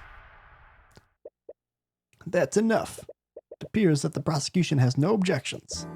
With everything that has occurred, I must ask that Lord Pierce relinquish his spell compendium to the court. Okay. We're in business, baby. Prestidigitation. Evocation. No incantation. A snap of the fingers. Indefinitely. Caster creates a simple and harmless visual effect around their hand. This effect will last for as long as they maintain concentration on the spell. Nice. Conjure water. How many of these are going to be? Acquio. Outstretched palm. Indefinitely. It causes water to magically flow out of the caster's hand. This water will flow so long as the caster maintains concentration on the spell. Frost wave. Okay. Transportation. Outstretched both hands. Anything caught within range is hit with a blast of extremely cold air. Liquids hit will be immediately frozen and organic life will immediately enter stages of hypothermia. That sounds rough. Shape liquid. Point index finger at the target. Figaqua. While concentrating on the spell, the caster can magically manipulate up to 10 liters of liquid and form it into complex shapes. At any time, the caster can choose to freeze the liquid and solidify its current shape. While frozen, the caster can also choose to make the liquid instantaneously melt. What fun. Good job, Tyrion. Oh, we got a spell compendium. Those are the only spells he knows? That seems kind of lame. This case is as good as ours. As yours, rather. Or is it? I didn't even try to stop you from taking the spell compendium. She wouldn't let that happen just to spite Lord Pierce. Definitely still has something up her sleeve. Damn. Oh, my throat. Your Honor, I've looked at the spells in Lord Pierce's compendium. Conjure Light is the only spell that he can cast that would shed a blue light. This renders his testimony and many of his statements false. You can practically hear Lord Pierce grinding his teeth. Your Honor, Lord Pierce could very well be a suspect in the murder of Flintheart McCoy. Defense argues that this presents enough reasonable doubt to acquit the defendant. I acknowledge that Lord Pierce's actions are quite suspect. However, I will not pass a verdict just yet. There's much more we need to learn. What? That's not how it works. You proved that there's reasonable doubt. That should be enough to acquit me, right? In a normal case, maybe, but it's different for this trial. Public won't accept an unsolved homicide involving magic. Unless we can unequivocally prove your innocence, the court will keep drawing out this case. What? But that's not fair. It's just how the system works. The court system doesn't exist to exact justice. It exists so that the kingdom can save face. No. However, the court will be suspending the trial of Celeste McCoy until further notice. What? And that is until Lord Pierce can be investigated as a possible suspect. Objection! What? What up? A possible suspect? The very idea of that is preposterous, Your Honor. Damn it. You knew she was planning something. Let's revisit the basic facts of this case, shall we? Flintheart McCoy was murdered using a blade with a transmutation spell active on it. Mr. Cuthbert, why don't you tell me the spells that Lord Pierce knows? Alright. The spells are Prestidigitation, Conjure Light, Conjure Water, Frost Wave, and Shape Liquid. You realized it too, haven't you? Lord Pierce doesn't know any transmutation spells that can be channeled through a solid object. What? That can't be right.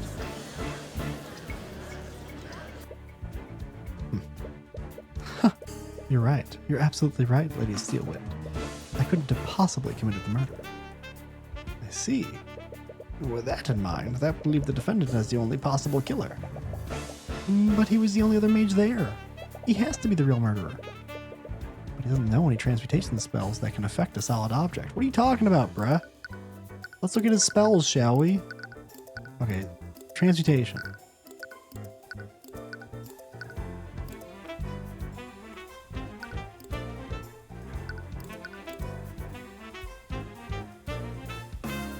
These are both transmutation spells. Shape water.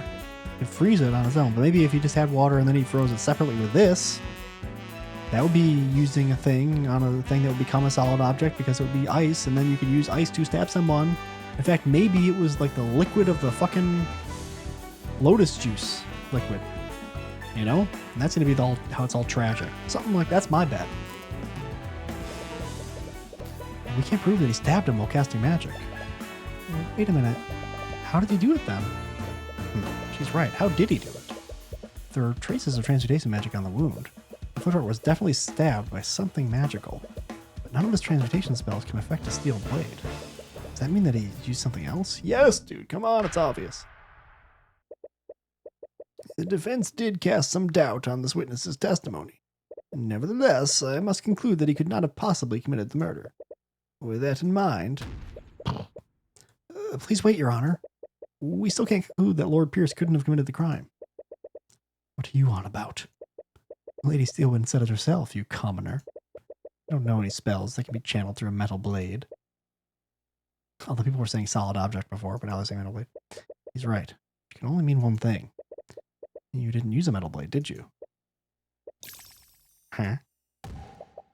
What nonsense is this? The autopsy report clearly states that the wound was created by a blade. He didn't channel magic through a blade. How could he have possibly committed the crime? Yes, your claim seems quite contrary to the facts thus far, Mr. Cuthbert. What spell did Lord Pierce use to commit murder? Okay, so it's like one of two things. I'm going to say it's this. Well, but maybe it's this.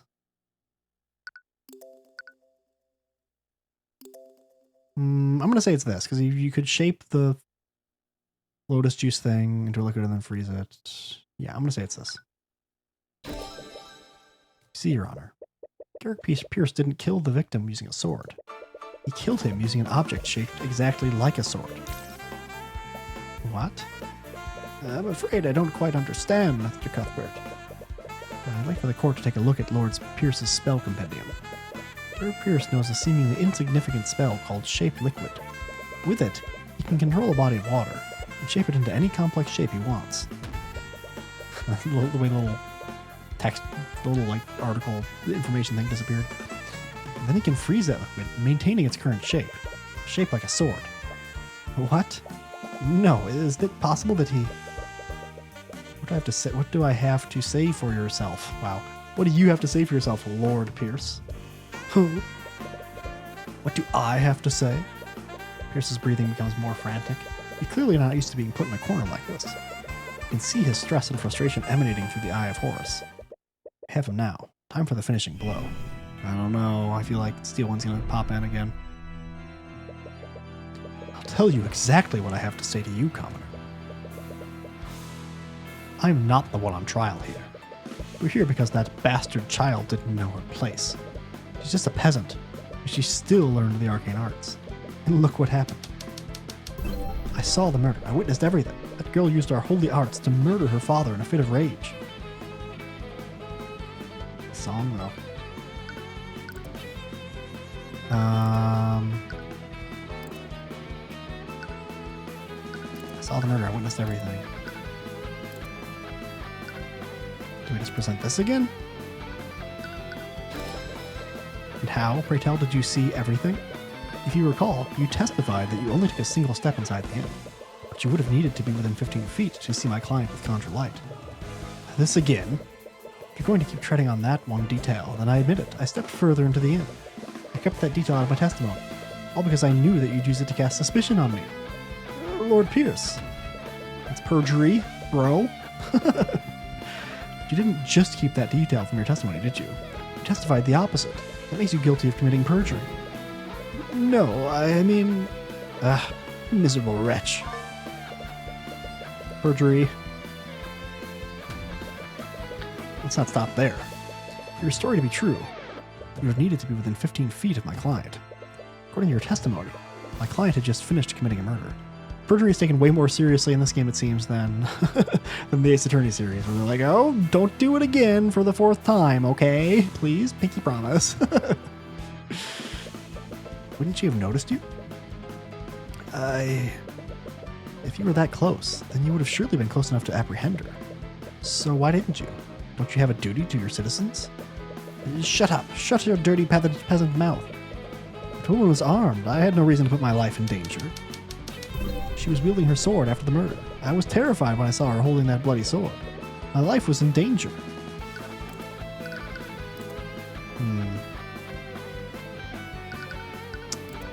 She was wielding the sword after the murder. Isn't there like a photo?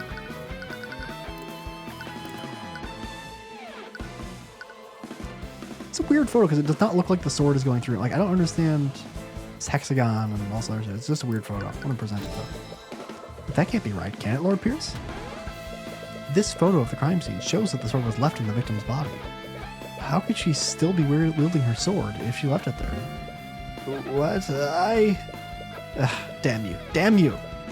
Steel Wind, why aren't you saying anything? What? Oscar Silwyn has lost her usual air of confidence. I find it strange, though. Even when you had the advantage, she always maintained her usual poise. Lord Pierce, please pull yourself together.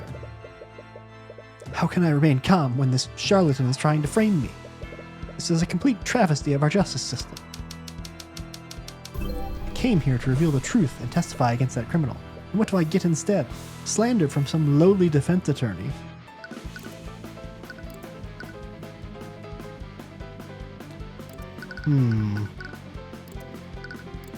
The funny thing is, I have not that much enjoyed the game up to this point, but this moment and with the fucking music, like they put all the budget into this song. like everything is like, even though I didn't really enjoy it that much over the past couple of hours, that much. Right now, this moment in this song is making me like, yeah, do it. I want to play more. Oh my gosh. Okay, to reveal the truth and testify against that criminal. Yeah, he's not revealing the truth. He's committed perjury. Talk about justice, but you've committed several acts of perjury to twist the outcome of this trial. You're clearly not acting in good faith. You don't care about justice. You just want to further your own agenda. So admit it, Pierce. You created a makeshift sword using shape liquid, and you used it to impale Flintheart. You shoved my client's sword into the wound, while the remnants of the real murder weapon evaporated. It was a perfect crime, wasn't it? It was really not a perfect crime, actually. Oh boy. Extremely second era Ace Attorney. I mean, they did this in the past too, but they weren't really ham with it as like after Ace Attorney 5 or starting with Ace Attorney 5. Lord Pierce, my apologies, Your Honor. It's just that I realized something absolutely hilarious. What? Has he finally lost his mind? The defense put forward an interesting theory, but there's one problem with it. And what's that? I think you said it yourself. You shoved Celeste's sword into the wound, while the remnants of the real murder weapon evaporated. It was a perfect crime, wasn't it? You see, it would have been a perfect crime. Because any evidence to support that theory would have evaporated with that frozen blade. What? No. He's right. If you used an ice blade to kill Flintheart, it would have evaporated by now. And that means that there would be nothing left of the murder weapon. If it was water, what if it's lotus juice? Spun quite the tale here today. In the end, you don't have a shred of evidence to support it, do you? You have nothing on me. Isn't there anything we can do? You become quiet. Tyrion? Why isn't he saying anything? Is it really hopeless? All it takes is one look at the expression on your face. Any worries she has instantly disappears. Because she realizes the expression on your face. It's the same expression you made every time you defeated her. Chess! What is this? Glare at me all you want. It won't change the fact that you've lost. I despise people like you. It's not very professional. Twist the system to serve your own ends. Trample on the lives of innocent people. As long as I'm here, we'll never let that happen again. Naught can remain concealed. What? You want to say that a little louder, Tyrion? What the fuck did you say? What did I just do? I don't know. I couldn't hear what you said, bro. You had some kind of persona moment with a quiet vocal. It feels like it's about to burst. Pain is unbearable and overwhelming. At the same time, you feel an extreme sense of clarity. As if you can see more than you could before. I can't believe that peasant pushed me this far. Once again, you see Pierce's thoughts through the eye of Horus. But this sensation feels different from how it usually is. It's more intense and potent this time. It's almost as if you can do more than just read his surface thoughts. Empowered Eye. Dude, the Empowered Eye. You'll be able to do more than see the witness' thoughts. You'll be able to affect what they think about. What the fuck? That doesn't seem right. Project items into Pierce's mind to evoke thoughts from him. You'll want to project items that make him think about the murder. Evoking the right thoughts will raise your insight. Once the insight gauge is filled, you'll have everything you need to implicate him. That seems fucked. That seems weird. Why am I thinking of such a thing? That piece of evidence doesn't evoke anything useful from it. What? That is related, bitch. Alright, fine. But the sword. What an ornate sword. I wonder how a commoner like her obtained such a thing. I wonder if the Inquisition will let me have it once the girl is convicted. This doesn't give you anything that you can use. Try something else. Damn it! Picture. Even now, that image is still lingering in my mind. I didn't expect this experience to have such an effect on me. Give you anything that you can use. God damn it!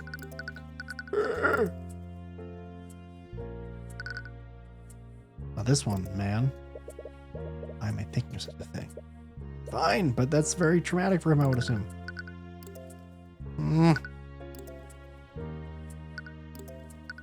Map? I think. Oh my god, dude. Gonna try everything? Holy shit. Really have an affinity for water magic, don't I? I should really learn some new spell formulas. Maybe a visit to the academy is in order. Bruh. Okay, do I need to show some spells or something? Profile? Linhart. How did it come to this? No, he was the one who chose to spread dissidence against the crown. He should have known what would happen. It wasn't me, it would have been someone else. How does that not give me anything? This guy? No. Spells. Shape water, shape liquid. All the trouble I went to. I can't believe that lawyer figured out the spell I used. Well, no matter. It's not as if there's any evidence to prove that I used it. Lucky that old fool had that bottle of water with him. Yeah, it's not water though. Oh my god, I'm thinking too far ahead. Water from a bottle? Wow. Why does this guy need magic, massive brain powers to figure this thing out when it's pretty obvious? He's like, my brain hurts.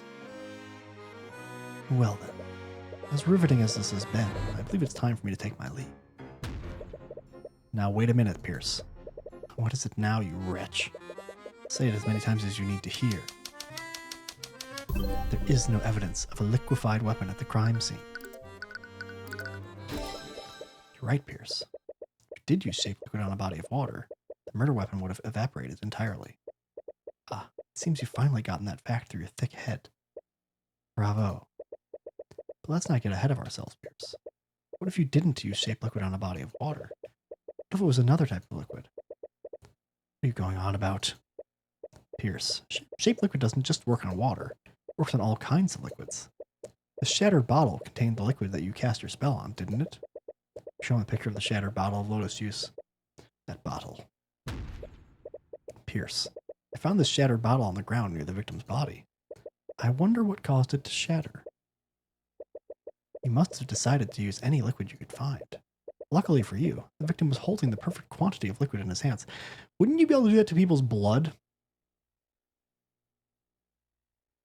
Wouldn't you be able to just freeze someone's blood or tear it out of them? That seems horrifying. I wonder, Lord Pierce, if we had someone analyze the broken pieces of this bottle, would we find traces of transmutation magic? You little... it still proves nothing. So what if there are traces of magic on the shattered bottle? You still don't have a murder weapon. It absolutely proves something, because I don't think that Celeste could do that. And you're the only other mates that could possibly have been there. Although I guess I could have just been like, well, it didn't turn into a murder weapon, though. I wasn't finished, Pierce. What? You see, the liquid contained in this bottle wasn't water. It was soda. Was it soda? It was Lotus. It was juice. So, what difference does that make? A blade of ice made out of water would have evaporated entirely. A blade of ice made out of soda would leave a puddle of dried residue. No, it can't be. I wondered why there was such a circular trace of magic from the body. If we checked the outline of that trace, I bet we'd find a dried puddle of soda residue. That would prove that you used your magic on that soda. There's your murder weapon, Pierce. He's gonna have his breakdown now. And that's checkmate. Okay, bro. You chess fiend. Bailiff, tell Orem to analyze the crime scene at once.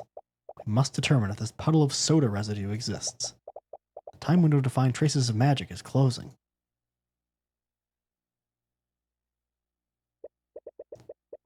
So, we had our team search the crime scene for that soda puddle.